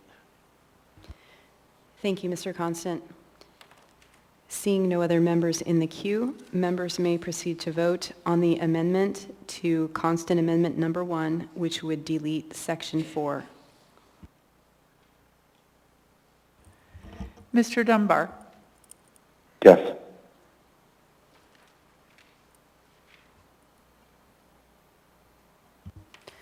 The amendment to the amendment passes 11-0. We are now back on the main amendment as amended. Is there any further discussion? Seeing no other members in the queue, members may proceed to vote on constant amendment number 1 as amended. Mr. Dunbar, Yes.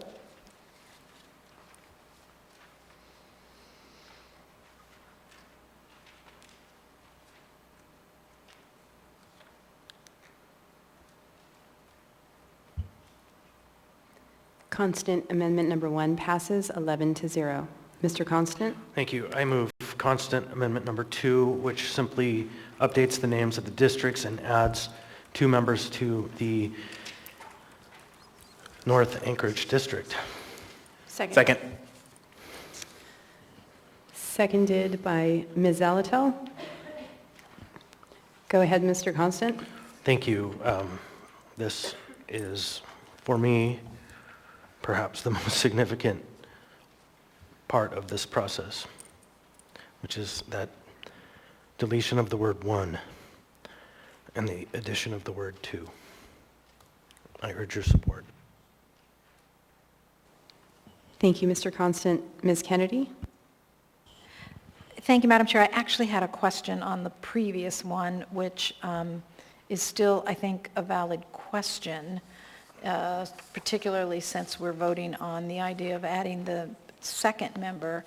But I noticed that, and if I'm out of order, you can tell me that and I'll ask it later, because obviously we've already voted on this one. But in Section 3, it talks about the CDL shall have its first full term begin with certification of the regular election to be held in April 2025.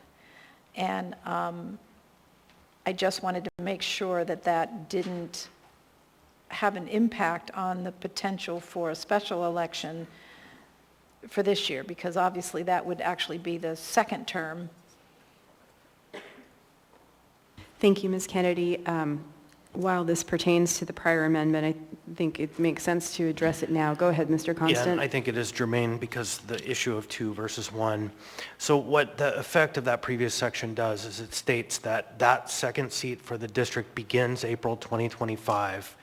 It gets encoded, but the person who takes over that seat the day they swear in, that's not their first term. They're filling out the rest of a term. So then they would have 3 full terms after that to serve, which is the standard practice. If somebody fills a vacancy, that doesn't actually count against their ability to serve for 3 terms on the assembly without interruption. So that's the net effect of that section. It's, yeah. And was there any kind of legal advice on that? Because that means a 12-year term. Yeah, this is historic. It's happened. It happened with one of the sitting members of this body, not 12, but 11. It was, right. And yeah, so this was vetted by legal on the 7th floor, legal on the 2nd floor, and yeah, this process has been thought through for a very long time. All right, thank you. Thank you, Ms. Kennedy. Thank you, Mr. Constant. Next, we have Ms. Allard. Thank you. I know this might sound petty to some, but like Midtown, we take pride in our community too. And on AO Section 2, page 2A, at the 8 lines where it says District 2, line 2, Eagle River, dash Chugiak, not slash. All of our stuff says dash. I don't have anything that says slash, and I frequently correct people. I'm just wondering if we can amend that, if that's okay. Madam Clerk, could we treat that as a Scrivener's error? Yeah. Or do you need an amendment?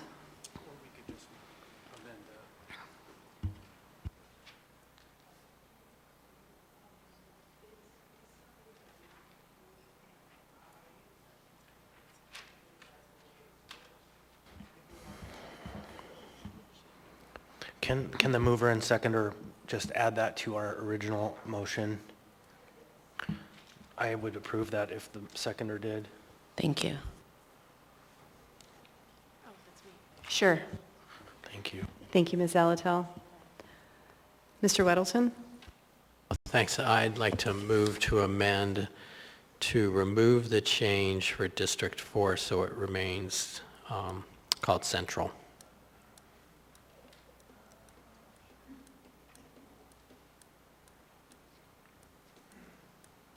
Is there a second?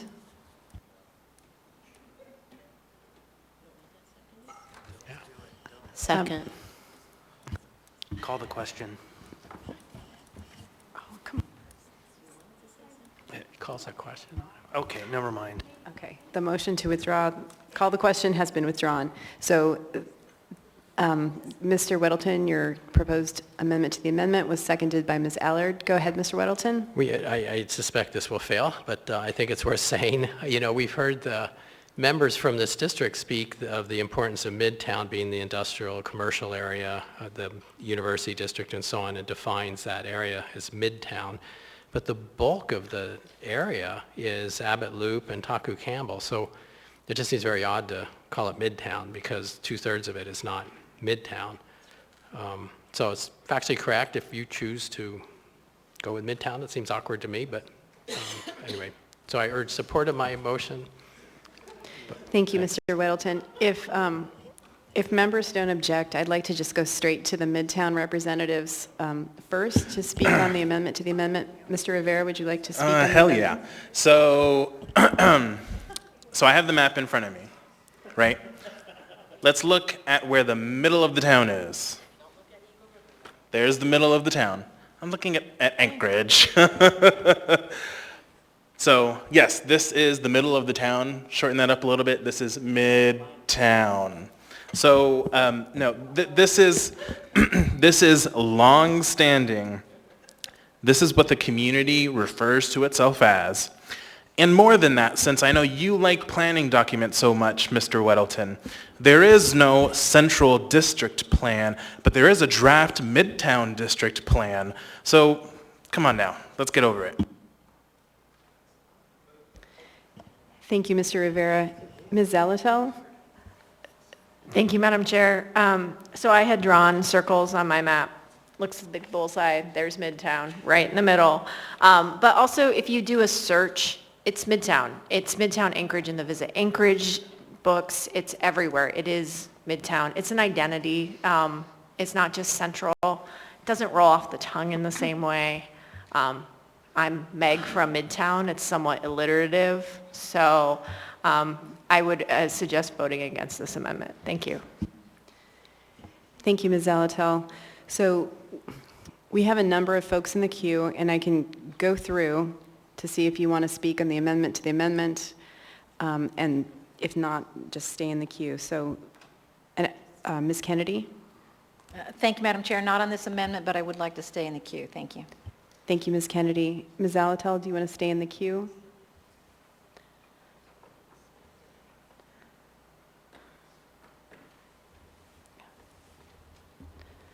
I can't see who is below. Who's below Jamie? Okay. Mr. Dunbar, did you want to speak on the amendment to the amendment? No, but I'd like to stay in the queue. Thank you, Mr. Dunbar. Mr. Weddleton? Just to rebut a bit, I would question what are the boundaries of that Midtown plan, and I suspect they don't include Taku Campbell and Abbott Loop. And I don't think we should name things alliteratively because, you know, every few years there's an election and Chuck might win, and I prefer to be Chuck from Central. But and in fact, when you refer to Midtown, in all our discussions on these maps, you described not your whole district. You described the commercial area, Northern Lights, that part. When we think of Midtown, that's what we think of. We think Abbott Loop is Abbott Loop, and Taku Campbell is Taku Campbell. So, but I've said enough. I will cede to my fate on this. Thanks. Thank you, Mr. Weddleton. Ms. Allard, on the amendment to the amendment? Which amendment are we on again? Because I apologize, I'm not kidding. Is it his? The central? Yeah, because I messed up on Chugach Eagle River. We have it Eagle River Chugach, and it's the other way. So we'll come back to that. So it's keep me in queue. I apologize. I'm like, whoops. And I can explain the history when I talk about it too. So good luck, Mr. Okay. Weddleton. Thank you, Ms. Allard. Seeing no other members in the queue on the amendment to the amendment, members may proceed to vote. Mr. Dunbar? No.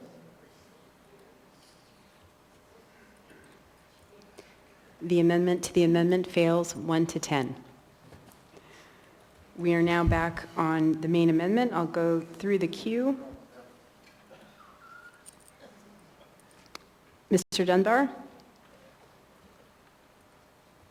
Thank you, Madam Chair. I just want to speak in favor of this amendment and say, you know, I was at a Russian Jack Community Council last week or perhaps the week before and mentioned that the maps that were going forward, the one from Mr. Weddleton and now from Mr. Constant, put almost all of the Russian Jack Community Council downtown, or what we used to think of as the downtown district. And they were, you know, they were not particularly pleased with that, to be honest, but they understood that was, you know, necessitated by ballot measure 12. But one of the members there at the community council made this point, and I said, you know, we're going to have to start calling it the North Anchorage District, and she said, well, you better start doing it soon, because I still hear people calling it the Downtown District. And so I'll just say on behalf of the Russian Jack Community Council, let's all try to, after we pass this, let's all try to adopt this new nomenclature. Thank you, Madam Chair. Thank you, Mr. Dunbar. Ms. Kennedy? Thank you, Madam Chair. To speak to the idea of making sure that we have identified all of our communities, or at least in some form or fashion, I would like to move to amend on line 2, District 2, where it says Eagle River / Chugiak. That would actually read Chugiak, comma, Eagle River, comma, J-Bear. I don't want to discount our J-Bear folks. We fought hard to keep them in our district anyway, and they should be absolutely designated as a separate and noted community.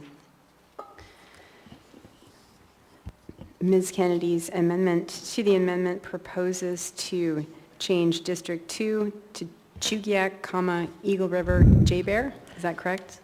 Correct, with the comma after Chugiak. Right. So, comma, J-Bear. Exclamation point at the end, right? thank you. And it has been seconded by Mr. Constant. Ms. Kennedy, did you want to speak any further to your... You know, yes, I would just briefly, you know, I think everybody can pretty much understand that the nature of that district certainly includes those communities as well as others, and to a certain extent, I'm combining a lot of the other district, or the other communities in the Chugiak district. But typically, and I've been reminded of this myself, Ms. Allard, is alphabetically, Chugiak comes first. So just keep that in mind. And anyway, so yes, I would hope that you would support it. Thank you. Thank you, Ms. Kennedy. Mr. Weddleton? I'm sorry, I should be out of the queue. Ms. Allard? Thank you. So I was given a story, and I'm just going to say it, Ms. Kennedy, but Bill Stoltz had spoken to me about the history of Chugiak Eagle River, and originally Chugiak was the focal point. We had our own downtown, we had our own post office, and it was the bigger of the two cities. And then Eagle River came along and just kept growing and growing and growing. So although some people think it's alphabetical order, historically it's because Chugiak had the downtown. Chugiak was the thriving city. And so we've just kept it as Chugiak Eagle River, and now comma, J-Bear, exclamation mark. Thank you, Ms. Allard. Can you recognize me?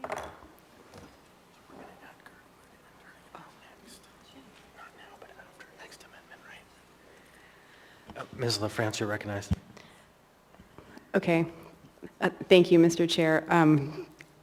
I was going to raise the issue of adding Girdwood and Turnigan Arm, and the Vice Chair read my mind and said, can you just wait for another amendment? So seeing no other members in the queue, members may proceed to vote on the amendment to change District 2 to state Chugiak, comma, Eagle River, comma, J-Bear. Mr. Dunbar? Yes.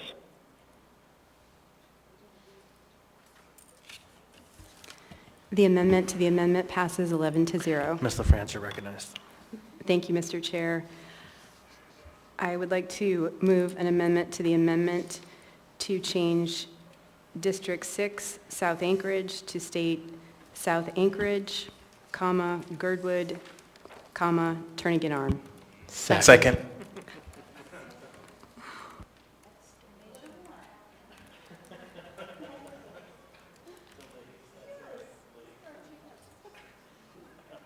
Mr. Francis, the mover, you are recognized. Thank you, Mr. Constant. I'm gathering there's support for this, so thanks in advance. My only question I guess I had was, typically John and I say "and" Turnigan arm, but just for consistency, maybe we'll go with commas to be like our neighbors or our colleagues in District 2. Mr. Rivera. Thank you, Madam Chair. I am happy to support South Anchorage in its attempt to identify itself practically and realistically. All right, anyone else in the queue? Seeing and hearing none, members may proceed to vote on the amendment to the amendment.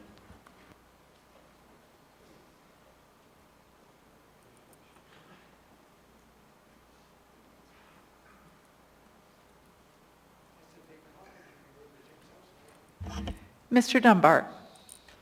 Yes. I'm sorry, Mr. Dunbar, I didn't hear you. Yes. That motion passes 11-0. Madam Chair. Thank you. We are now back on constant amendment number 2 as amended. Is there any further discussion? Seeing no other members in the queue, members may proceed to vote on constant amendment number 2 as amended. Mr. Dunbar. Yes.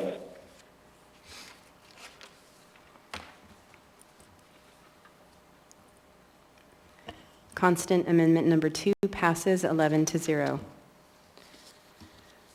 We are now back on the main motion, AO 2022-37S1 with constant amended map 11V2 substituted, and then as amended by constant amendment number 1 and constant amendment number 2. Is there any further discussion?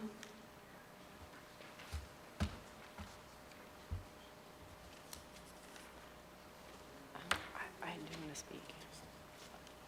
Okay, never mind, fine. Seeing no members in the queue, I just realized that was a hot mic, wasn't it? Sorry about that. Seeing no other members in the queue, members may proceed to vote on the motion to approve AO 2022-37S1 with constant amended map 11V2 substituted as amended with constant amendment number 1 and 2.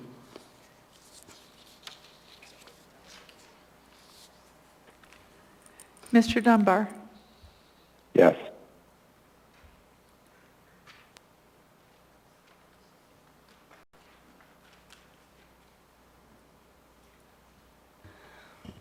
Item 4A passes 9-2. Move for immediate reconsideration. Urge a no vote. A motion has been made by Mr. Constant for immediate reconsideration. Is there a second? Second. Seconded by Mr. Peterson. Ms. Allard? I guess I can do it. Ms. Allard, you're in the Madam Chair, I have a queue? point of information. Yes, what is your procedural question? So we voted to delete Section 4. It has nothing to do with what, yeah. We voted to delete Section 4 when we were moving Mr. Constant's amendment number 1. But my concern is that the AIM is still there. And I believe it referenced Section 4. Can the clerk tell us what we need to do with that?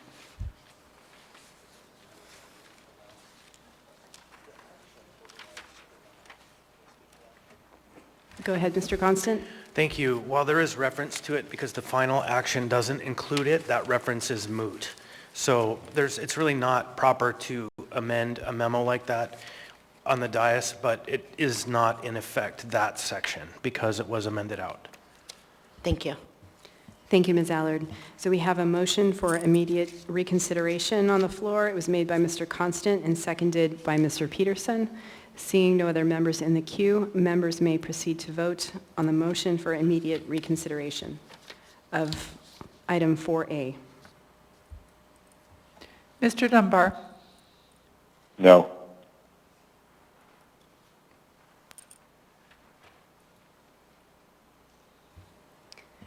Immediate reconsideration of 4A fails 0 to 11.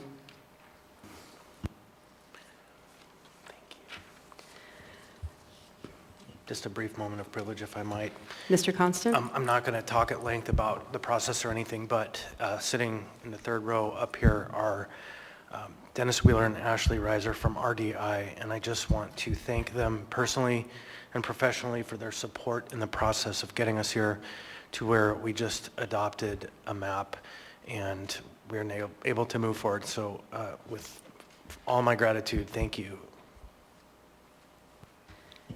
Thank you, Mr. Constant. Mr. Weddleton? I don't know, I was going to wait till the end, but also they helped, but also Denny Wells was pretty amazing in his contribution, and then I think Robert Hockema and Joel also. So I think just broadly, the community involvement with making maps that were credible and useful, and we moved them and debated them was pretty amazing. I mean, that's says a lot. It was unexpected to me. So I'd like to thank all of them for their participation. It was really tremendous.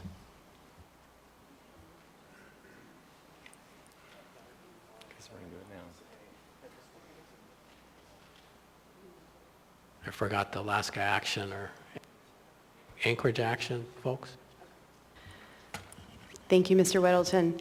And I recognize that given the vote that was just taken, that members likely have comments that they want to share as well. And I see that the queue is filling up. I'm hoping that maybe we can get through the next item and maybe we could change the order of the day. We can extend again, but I'm open to feedback. Madam Chair, I would suggest that under assembly comments at the end of the meeting is a great time to go down the dais and have that conversation, and if we need, we can add more time. Thank you, Mr. Constant. Ms. Kennedy, I see that you're still in the queue. Thank you, Madam Chair. I just wanted to add Bryce Wilbanks to that list of people that we have to thank for working so hard on maps and amendments and all that we've been doing over the last several months. So thank you, Bryce. Thank you, Ms. Kennedy. I would echo that. Okay, guys, we're gonna wait till assembly comments, right, and go through it. So we'll go ahead and proceed with our business. I'm going to hand the gavel over to the Vice Chair, to Mr. Constant, for this next item. Thank you.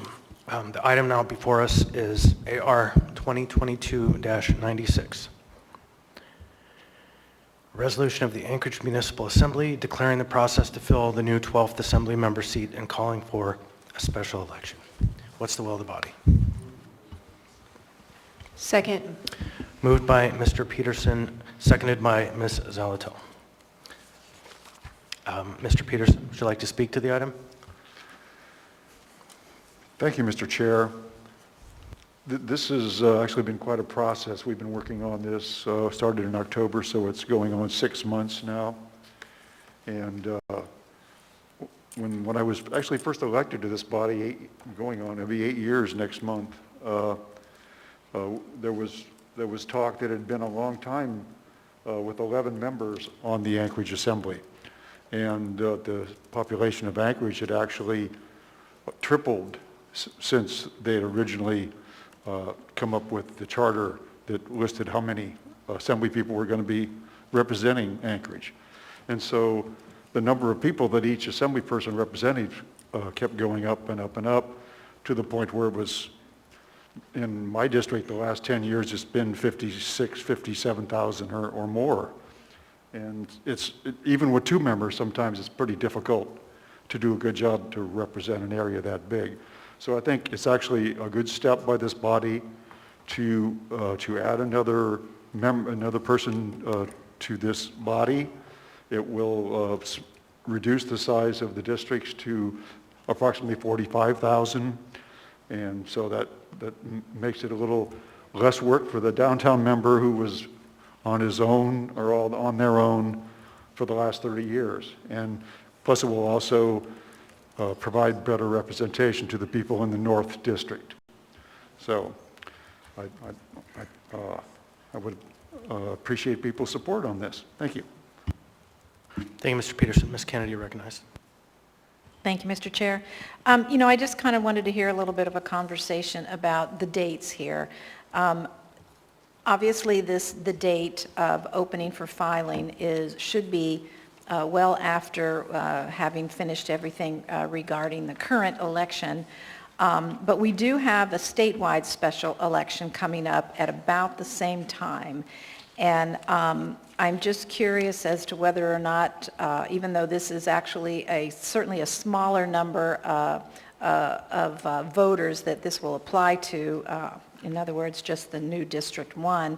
But anyway, was there any conversation about the potential for conflicting with what's going to happen with the statewide special election? And do we have enough separation with the dates on that? So, thank you.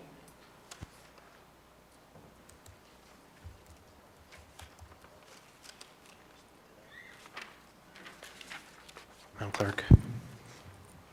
Through the chair. Ms. Kennedy, I don't see any problem. We have not had any conversations. This AO, I believe, was submitted before the announcement of the state special election. The state special election is on a Saturday, I believe, about a week. Is it a week or it's June 11th, and this date is June 21. June 21. So I think that's plenty of time separation. This is one district in Anchorage, so it's a smaller election. I think the elections team has done several special elections. I think that they will be able to accomplish that. If it was area-wide, I might be saying something different to you.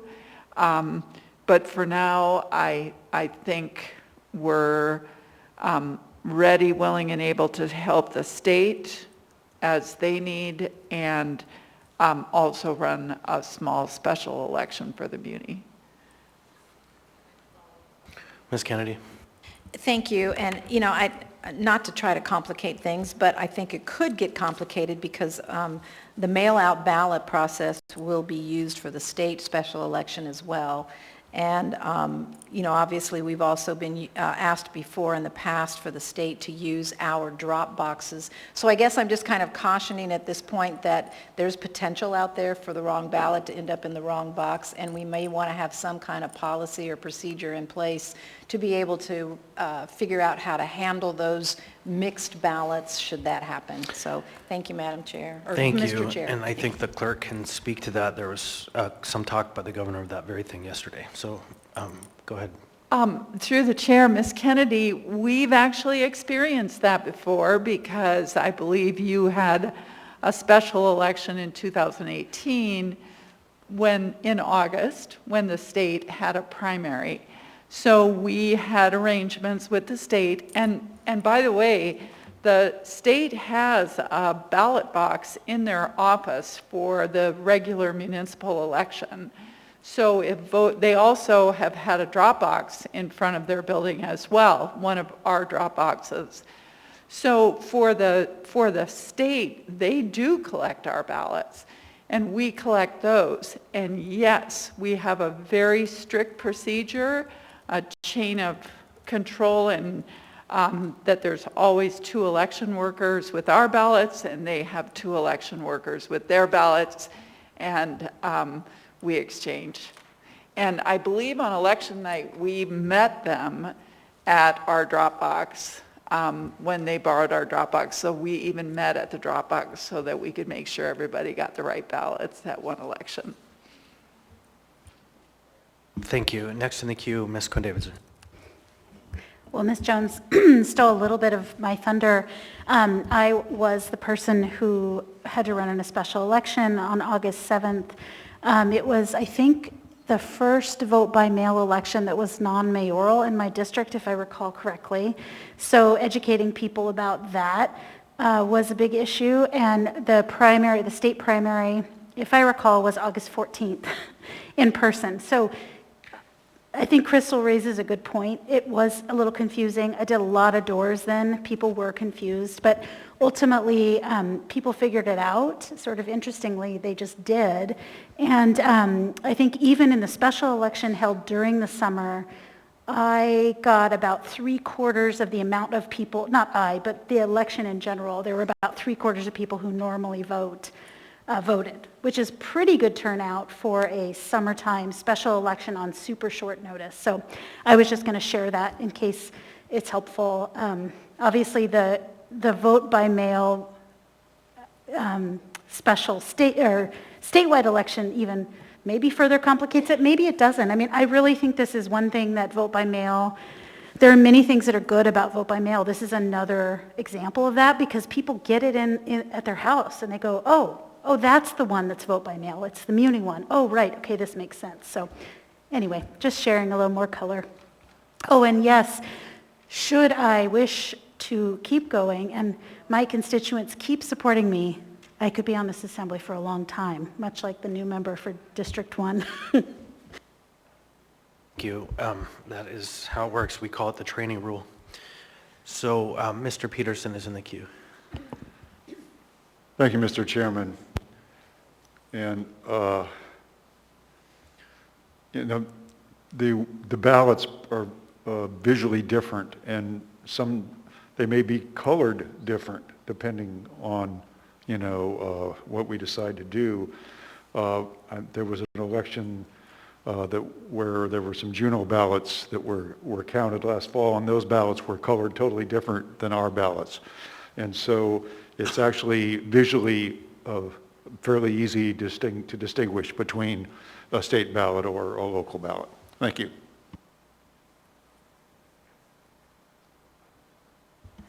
I'll take a moment of privilege now to speak on this item. Long before I was elected, maybe in 2012, the neighborhood I served in as a member of community council and president of the community council, Fairview, struggled long and hard to overcome systemic problems that have been challenging that neighborhood for more than half a decade. And at every turn, the problem almost always ended with, we have won and everyone else has too. And while everyone across this body has tried to help the downtown, it's just not the same than having a true partner who works and focuses on the issues at that granular level every day. And so this project didn't start 6 months ago in October. It started in 2012 and 2013. And when I was elected, I started agitating for this question. And some of my neighbors said, wow, you're going for the big one from the start. And I said, yes. And we fought hard, and in 2020, the voters listened and approved a charter amendment that added a 12th member. And now, of course, the world changed in 2020. And things were very challenging over the last 2 years. And the census was delayed, and all kinds of norms were broken. But now, here, this vote before us resolves a long-standing inequity. Your vote yes on this question is a vote for justice, and I urge you to cast it now.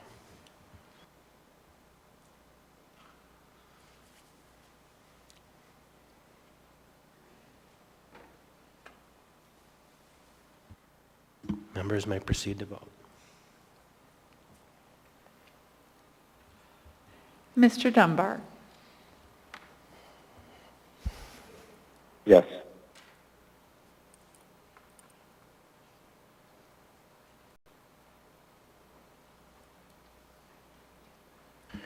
AR 2022-96 passes 11-0.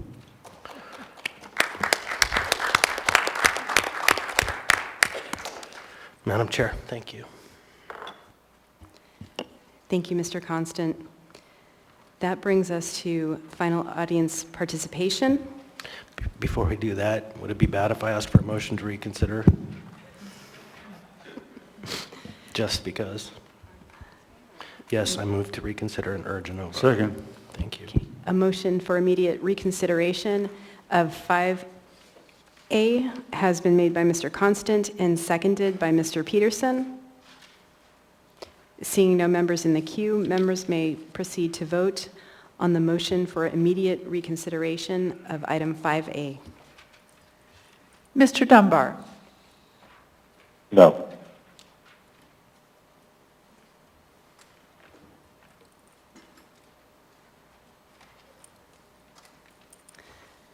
The motion for immediate reconsideration of item 5A fails 0 to 11.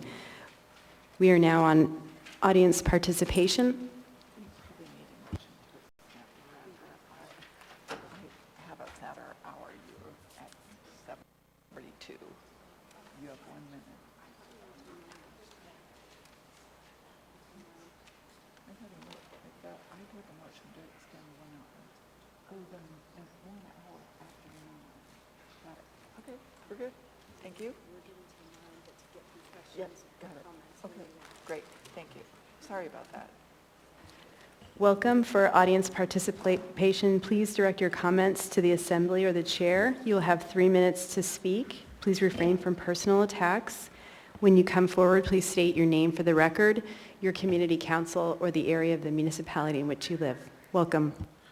Dave Weir. Well, I was District 6, but I guess I'm now District 3.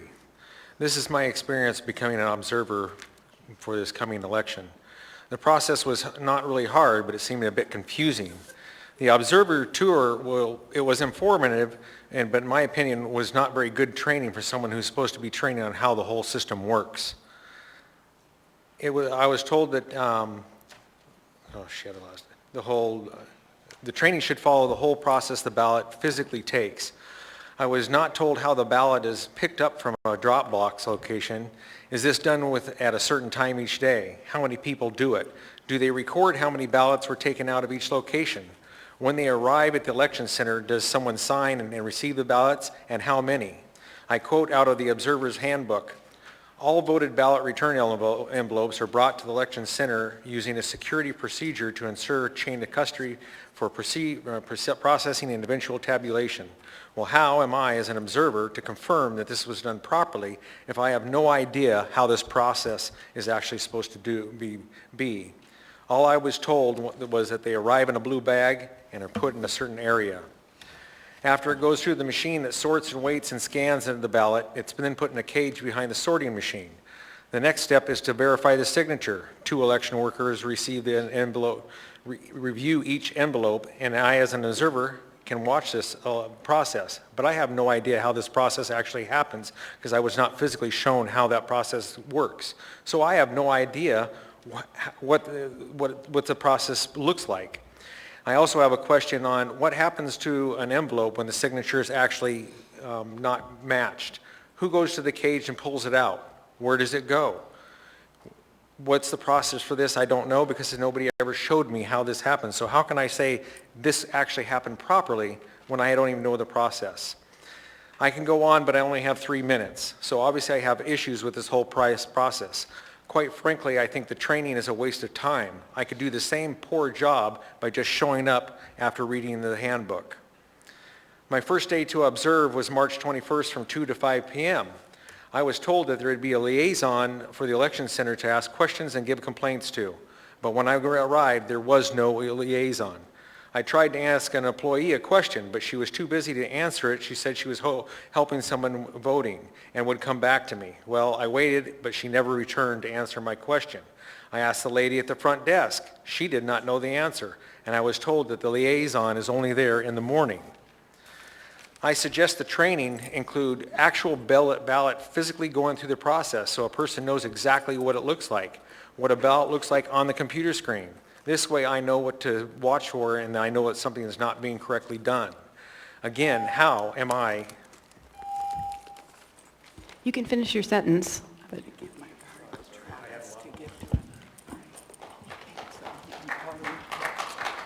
Thank you for your participation. Madam Chair, I was in the queue, I'm sorry. Yes, thank you, Mr. Perez-Verdia. And I also wanted to tell Mr. Weir that the clerk wants to give you her business card, and then we have Mr. Presverdia in the queue, if you want to give that to him, Mr. Turner. Mr. Presverdia? Yeah, I'll be very brief. Thank you for your testimony tonight. I just would like, I see that you had it written down. Would you be willing to email that to us? I think there were some excellent observations and suggestions in there. If you'd be willing to email it to us, I think it would be helpful. Yeah, absolutely. Thank you very much. Thank you, Mr. Presverdia, and thank you for your participation. Welcome. Please state your name for the record, your community council, or the area of the municipality in which you live. Thank you. My name is Christian Harrison. I reside in District 1 at Sullivan Arena. Thank you for this. I appreciate all of the work that I've seen since 2013 from a different standpoint than most people experience it, because 2013 was the first time that I ever checked into the Brother Francis shelter, and I've been mostly chronically homeless since then. Through the years, there's been a certain portion of my time and my thoughts that have gone to, like, what is this issue of that causes so many people to be displaced in our community, and as you all know, it's no one answer, and I think that no one sitting on this assembly should feel anything less than some sense of pride at the efforts that have been made over the past decade, especially over the past 3 to 5 years, from my humble opinion. I actually came here today, like I said, I wasn't planning on coming here. I came here today because I was told that I had violated a policy of the library, and I was told that I had to leave the library because I had 2 bags. I had my backpack, and I had my bag with my gym clothes in it. My backpack has my laptop and my binder and everything. And because I don't have a car, and I haven't gone back to Sullivan Arena since I left to go to the gym, I still had my bag. But I couldn't be in the library, yet this isn't posted anywhere. And I thought, well, I guess it's just kind of timely that I wait for the public participation period to bring that to the attention of the people that essentially provide this wonderful building and service. And I thank you for it.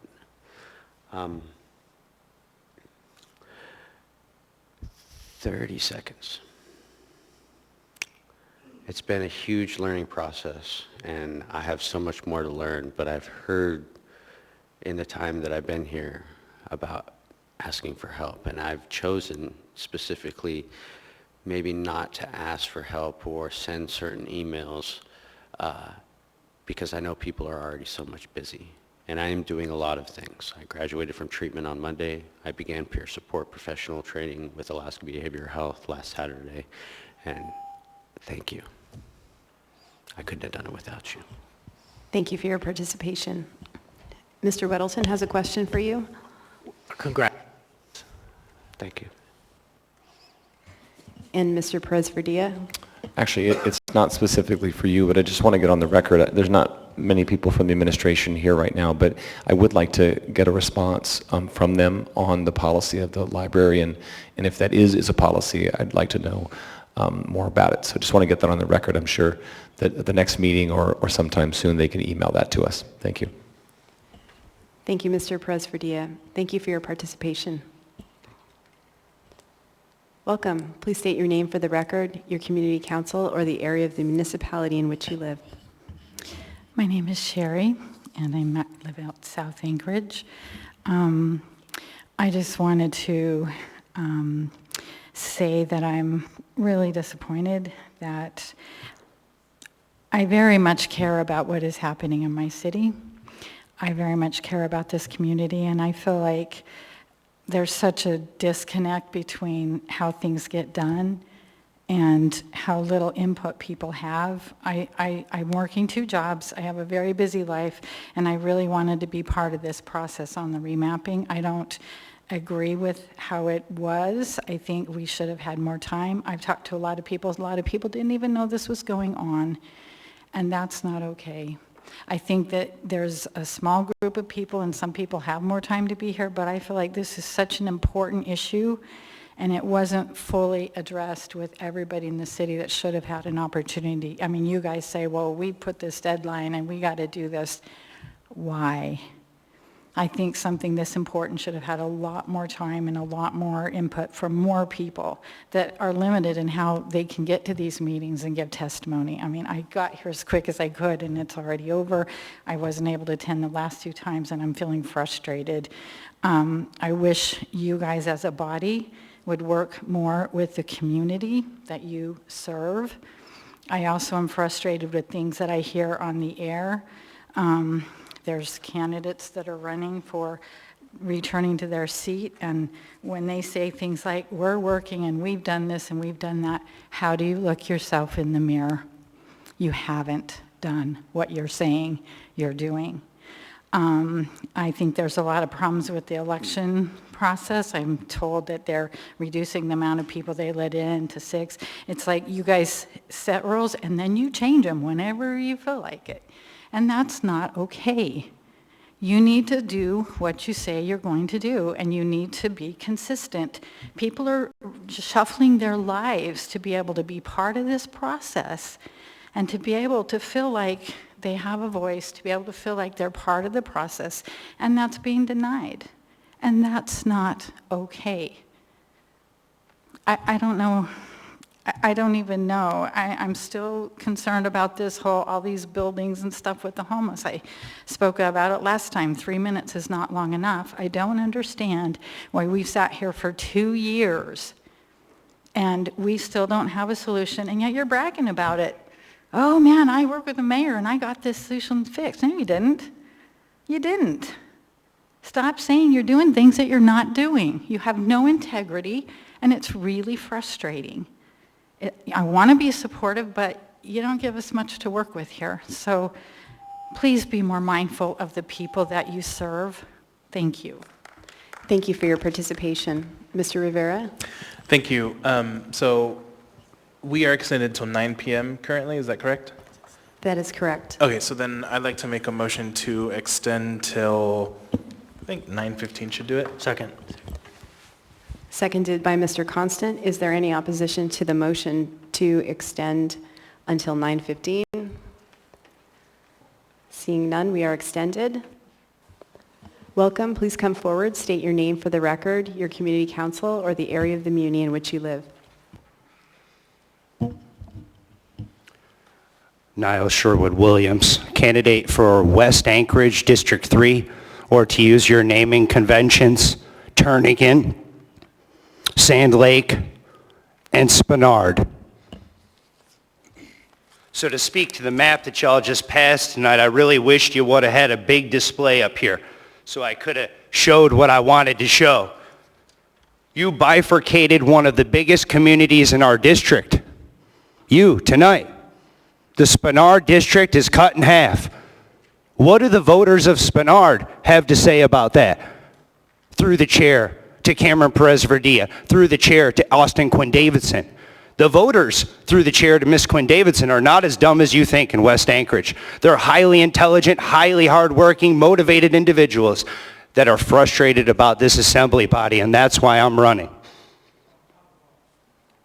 Arctic Boulevard, also cut out of West Anchorage, another critical community given to Midtown so that they can develop it for their business interests to compete with downtown. Arctic is an up-and-coming community, and there's many residents there that don't want to be displaced. That's what I've been hearing from the community members. You also incorporated a bunch of new, you stole from District 6 to add to District 3 on the south end. That's not an integration of the community. That's not what we've been hearing. Very disappointing. Very disappointing. But the fact that you didn't speak up for Spenard tonight is a shame. 2022-44S. You voted to move around $7 million of alcohol tax money to cover up cash shortfalls of the municipality. And through the chair to the administration that's not here, when you don't grab money from the federal government, you don't have to wait years to get it back. That's why you should have voted no to appropriate that money and sent it back to the federal government, because then you're not beholden. You're beholden to the needs of the constituents that you serve, which is about 50,000. Which, another thing, are y'all willing to stand by your standard deviations?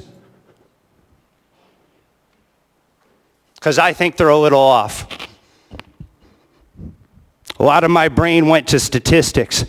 These numbers aren't right. So I'd like to ask, why are my members silent on Spenard, and don't try and recreate the record at the end and cite Spenard and that you were sticking up for him, because you were silent the whole meeting. You're out of touch. Anchorage, vote me in. I promise transparency and accountability. Thank you. Thank you for your participation. Welcome. Please state your name for the record, your community council, or the area of the muni in which you live. Oh, if you could press, there you go. My name is Tarina Desatel Clark. I live in District 6. I take no joy in sharing this information with you, but I do think it's important. Bear with me. At the Assembly meeting on 21 December, timestamp 4/25/30, Mr. Joel Michael McKinney stated, "If anybody younger than me sees that you guys aren't live streaming this, what are the chances they will respect our elections?" He went on to support 24-hour live streaming. At Special Assembly meeting 28 December at timestamp 1:39, the Assembly passed AO 2021-11S, which included LaFrance Amendment Number 7. Whereas some election processes are not codified but are done at the direction of the Assembly, and the Assembly supports the vision of openness and transparency in municipal elections and the use of the best technology and tools available, and those tools allow live streaming of election processes, it is expected that the MOA Election Center will be live streamed 24/7 during any election processes. On 29 December, Lex Trennan, Alaska Public Media Anchorage, wrote an article titled, "Ballot counting during Anchorage's next election will be live streamed 24/7 under updated rules," providing evidence that the general public, following the vote on 28 December, believed and trusted live streaming would be televised and available 24 hours a day, 7 days a week, beginning 30 days prior to Election Day, 5 April, and ending 30 days after the election has been verified. Time allowed for observers inside the election center have been identified as Monday through Friday between 8 and 5. No individuals are to be inside the election center outside the time frame. On 21 March at approximately 5:08 p.m., following the departure of election workers and what looks to be the beginning of a new video feed, the video continues to live stream with what looks to be no one inside the facility. Between 5:40 and 5:45 that same day, I just happened to see an individual with a backpack and bag on live stream video walking down the stairs inside the building. There is currently no timestamp on the election center video feed. It is impossible to identify the exact time you are watching unless you are watching it live. There are hours and even days missing from the video feed. 19 to 20 March, there is no footage posted. 16 March, there is only 18 hours and 40 minutes. 15 March, there is only 20 hours of footage, and 14 March, there is only 20 hours of footage. These issues could be easily fixed. By allowing these unaccounted for periods of time, the optics are that isn't intentional. I'm not saying it is, I'm just talking about optics. Whether this is true or not or is irrelevant. In the military, there is a phrase, "I have lost confidence." Although it may sound inconsequential, this phrase brings serious consequence, almost always for the leadership referenced. I have to say already at these early times, I have lost my confidence in the openness and transparency of the municipal elections. Thank you for your participation. Ms. Allard is in the queue. Thank you for testifying. Can I get a copy of that? Absolutely. Thanks. If you can email, scan it, or we could do it tonight. Okay. I'll be here after. Okay, thank you. And also, if you would see Mr. Turner, he has a card for you from... Thank you so much. Welcome. Please state your name for the record, your community council, or the area of the community in which you live. My name is Karen Gonay-Harrell, and I live in Fairview, and I'm a member at large of the Fairview Community Council. Could you come closer to the mic, please? Thanks. So we could hear. Do you want me to repeat all of that? Sure, I'll restart your timer. Go ahead. Karen Gonay-Harrell. I live in Fairview. I'm a member at large of the Fairview Community Council. Number one, I want to thank all of you for your service. It's a thankless job in a lot of ways. Everyone has opinions on what you do and how you do it. Having been on the council now for, I think, a couple of years, which is a small area, and people don't agree, and you have to work together, and you have to appreciate the work that your community does. For people that are frustrated, get involved. You find out what's going on in Anchorage and in the state by going to your local community councils, because they're in touch. They talk to your member, your representatives from the state show up. I bet in a big election year, our congressmen are going to show up. So thank you for your service and for being so gracious when people don't agree with you. Thank you for your participation. Next, we will move on. Oh. Welcome. Please come forward, state your name for the record, your community council, or the area of the community in which you live. Hi, my name is Yarrow Silvers. I live in East Anchorage. I just wanted to come up and thank the Assembly for the work they do in the community. And there are those of us in the community that see it. I've seen a lot of the wonderful work you've done on homelessness, and I saw the process here and the wonderful work that you did on the reapportionment, and the community involvement that you allowed. You had 16, I think it was 16 hearings or something on that. So I just wanted to say thank you, and I'm really excited to welcome a 12th member to our Assembly. Thank you for your participation. We will move on now to Assembly member comments. And I will start with Mr. Perez-Verdia. Thank you, Madam Chair. My comments are really centered around thanking the community for their involvement in the reapportionment work. It was a joy to work with people like Denny and others who created maps and brought them forward. And it was truly an example, from my perspective, of community coming together and bringing forth the things that they cared about most, but also being willing to shift and change and reconsider. So I just want to give a big thanks to the community members that were involved and those that helped the process move forward. Thank you to the committee and to the chair, Chris, for really shepherding this process through.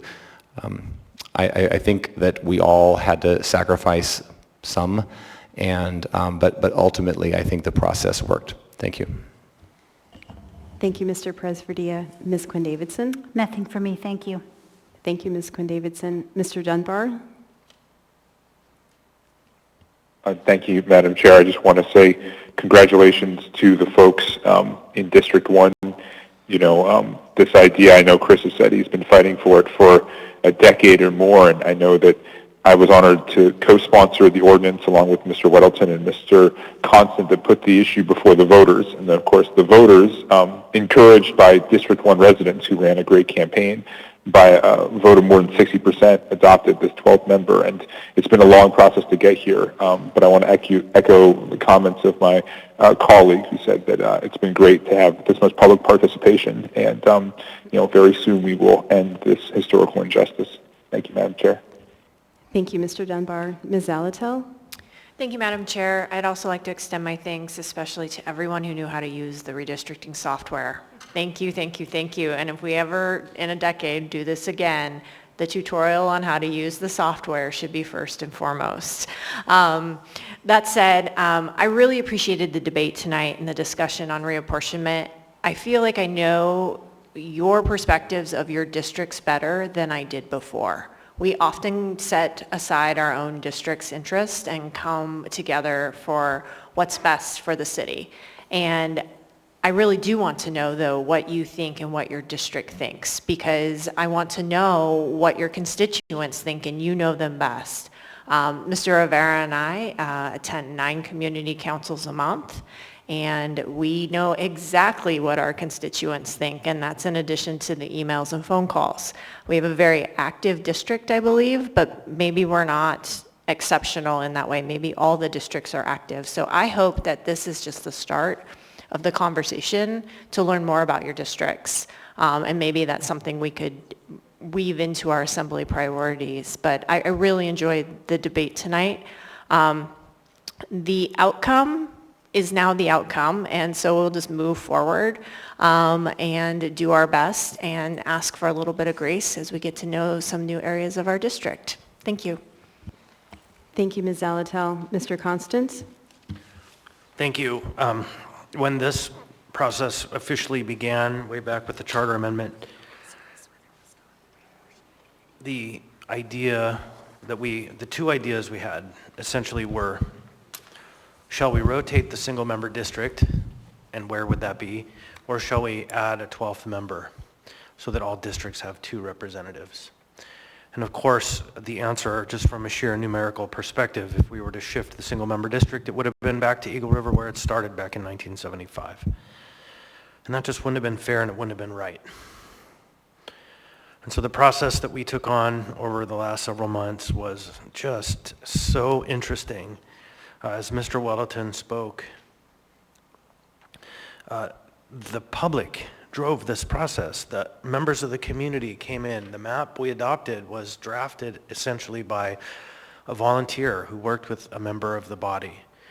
We had unprecedented participation by members of the public, and we had so many opportunities for public input.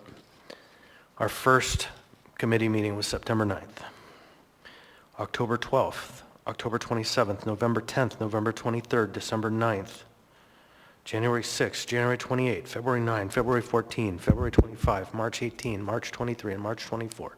Oh no, March 24 is tomorrow. We're going to cancel that meeting. Those were all opportunities for the public to comment. We also presented maps to the Alaska Black Caucus, Federation of Community Councils, Chugach Eagle River Chamber of Commerce, Anchorage Chamber of Commerce, at our Assembly regular meeting on the 25th of January, at a virtual town hall on the 26th of January, and an in-person town hall at the Lusac Library here, January 27th. February 23rd, another in-person town hall, Chugach Eagle River, virtual constituent meeting, District 6. Various community council presentations were made across town, and full-size maps were on display at the 5 Anchorage Public Library locations in City Hall. We had an online portal that was run really strongly by our friends at RDI who supported this process. We took a lot of comments that have all been encapsulated and will be incorporated through AM by the time we're finished, maybe in a meeting or two when we adopt them in our normal process after comments are in.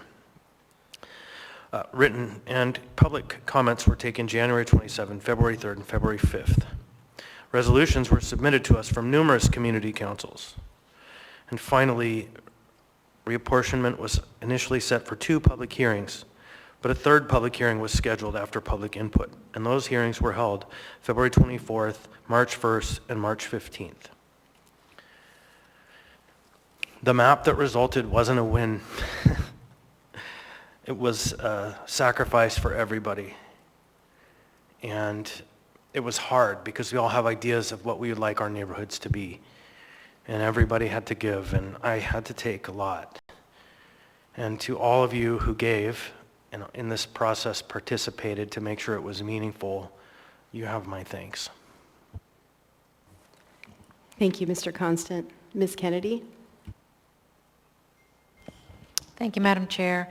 I guess I just want to relay my thanks as well to all those people who really are the data experts, because obviously without that, we couldn't have done that. And, specifically Ashley seemed to be the one always chasing numbers for us. So anyway, my thanks to everyone that was involved in bringing us these maps, and certainly the community in their comments.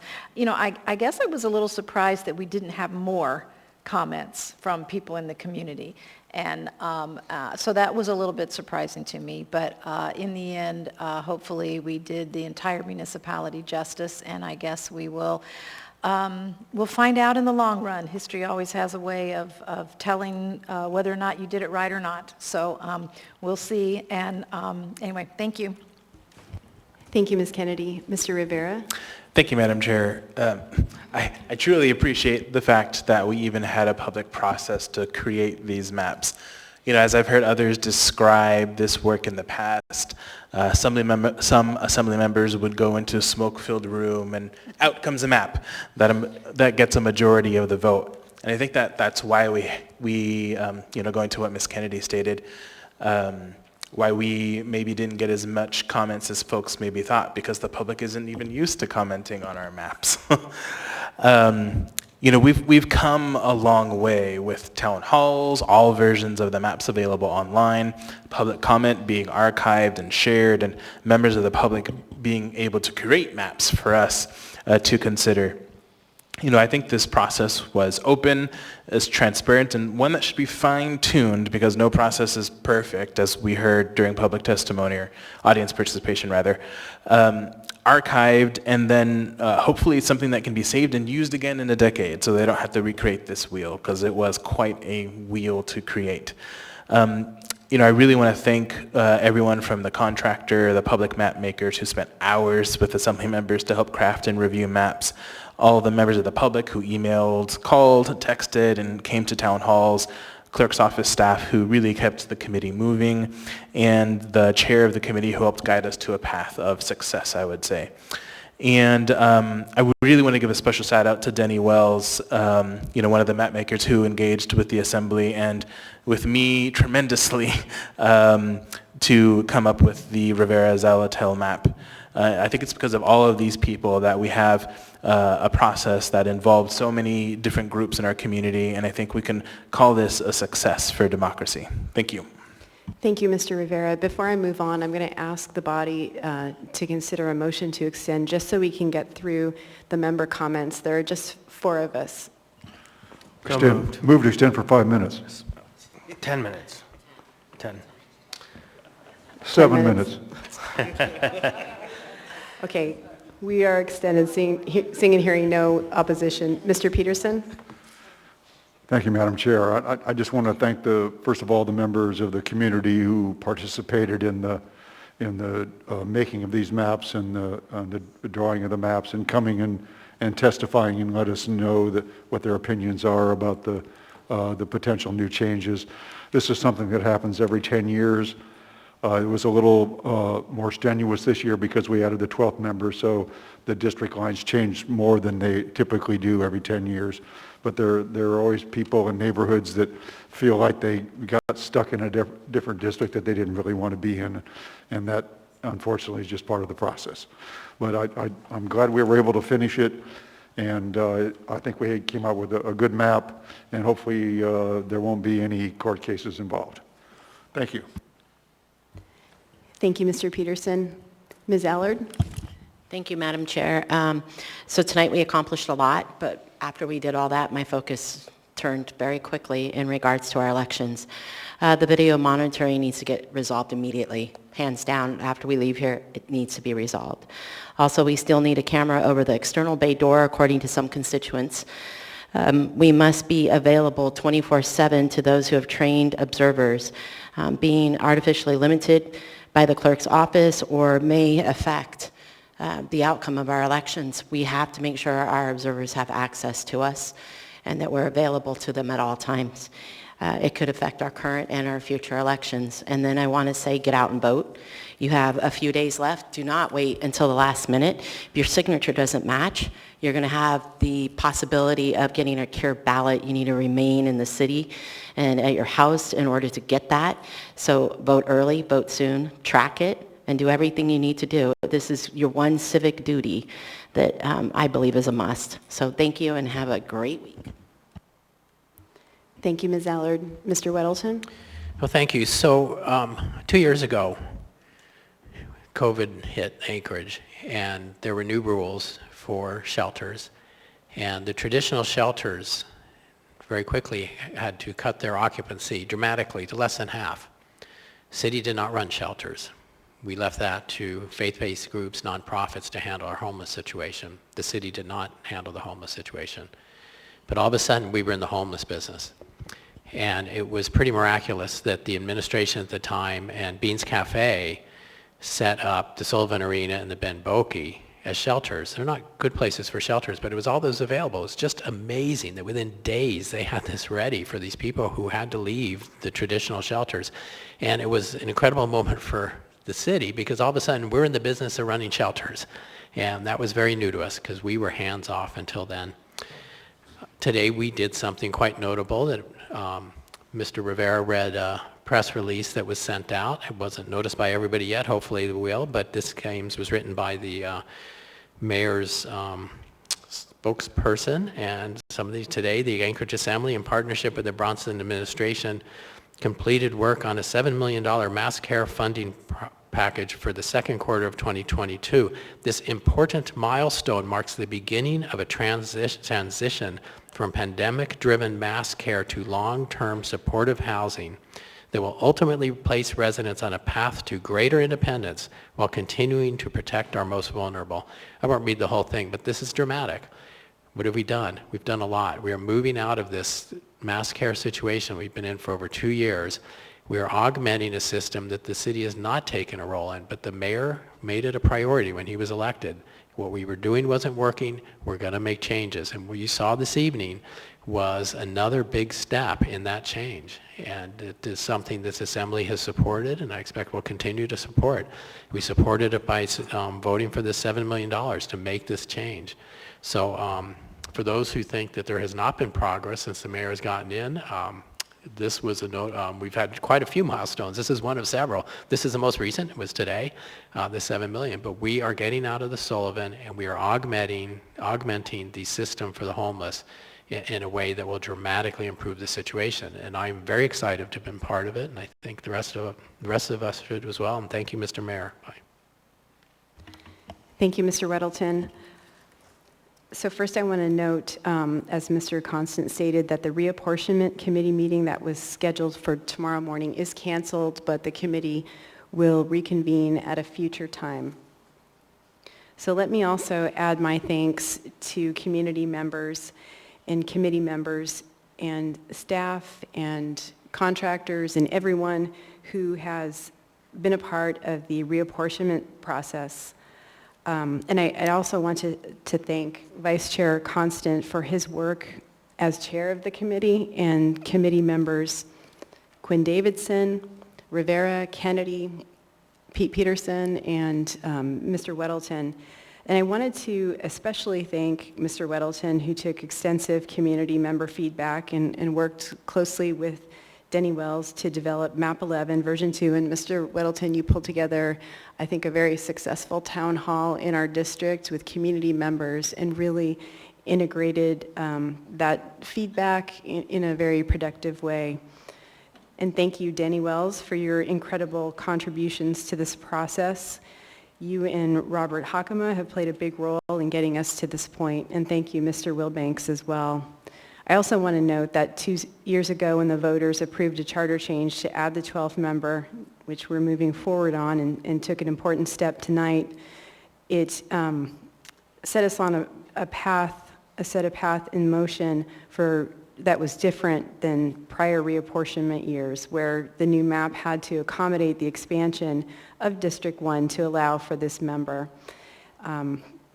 As we all know, this required some hard conversations about neighborhood boundaries, and that conversation kicked off in a really big way with a proposal initially that would have removed the Southeast Anchorage hillside from District 6.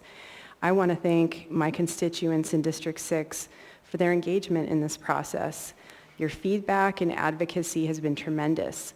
We receive resolutions from HALO, the Hillside Community Council, Huffman O'Malley Community Council, and Rabbit Creek Community Council. As members know, much of that feedback was against the proposed hillside carve-out, but many comments asked for the Southeast Hillside neighborhood to remain in a compact, contiguous, and socioeconomic district. It also involved many comments on the need to keep all of our neighborhoods in the city together to the extent possible. And I just wanted to stress that many of the residents in District 6 did not want to see East Anchorage remain with Eagle River. Again, I believe the level of civic engagement by District 6 residents is commendable and ideal, and we should seek to do what we can to support that level of civic engagement in all districts. As far as the process goes, you know, we started work on this before the committee was formed in September. It's been a highly robust public process. We always wish more people would provide comments and participate and appreciate what Ms. Kennedy said and Mr. Rivera about fine-tuning the process. But it was 6 months, and it was a major focus of the Assembly and of staff. And I feel good about moving forward with the map that was approved. I am sorry to see Bayshore Clat leave District 6. You all will be missed. But I do believe that the map that we selected tonight is a good map, and it is in the best interests of our community. So thank you all. There are so many people who were involved in making this process a success. And also thanks to everyone who attended the Tuesday regular meeting, the Friday special meeting, the Tuesday special meeting, and the Wednesday special meeting, and maybe a few committee meetings in between. I appreciate your work and dedication. And with that, I will entertain a motion to adjourn. So moved. We are adjourned.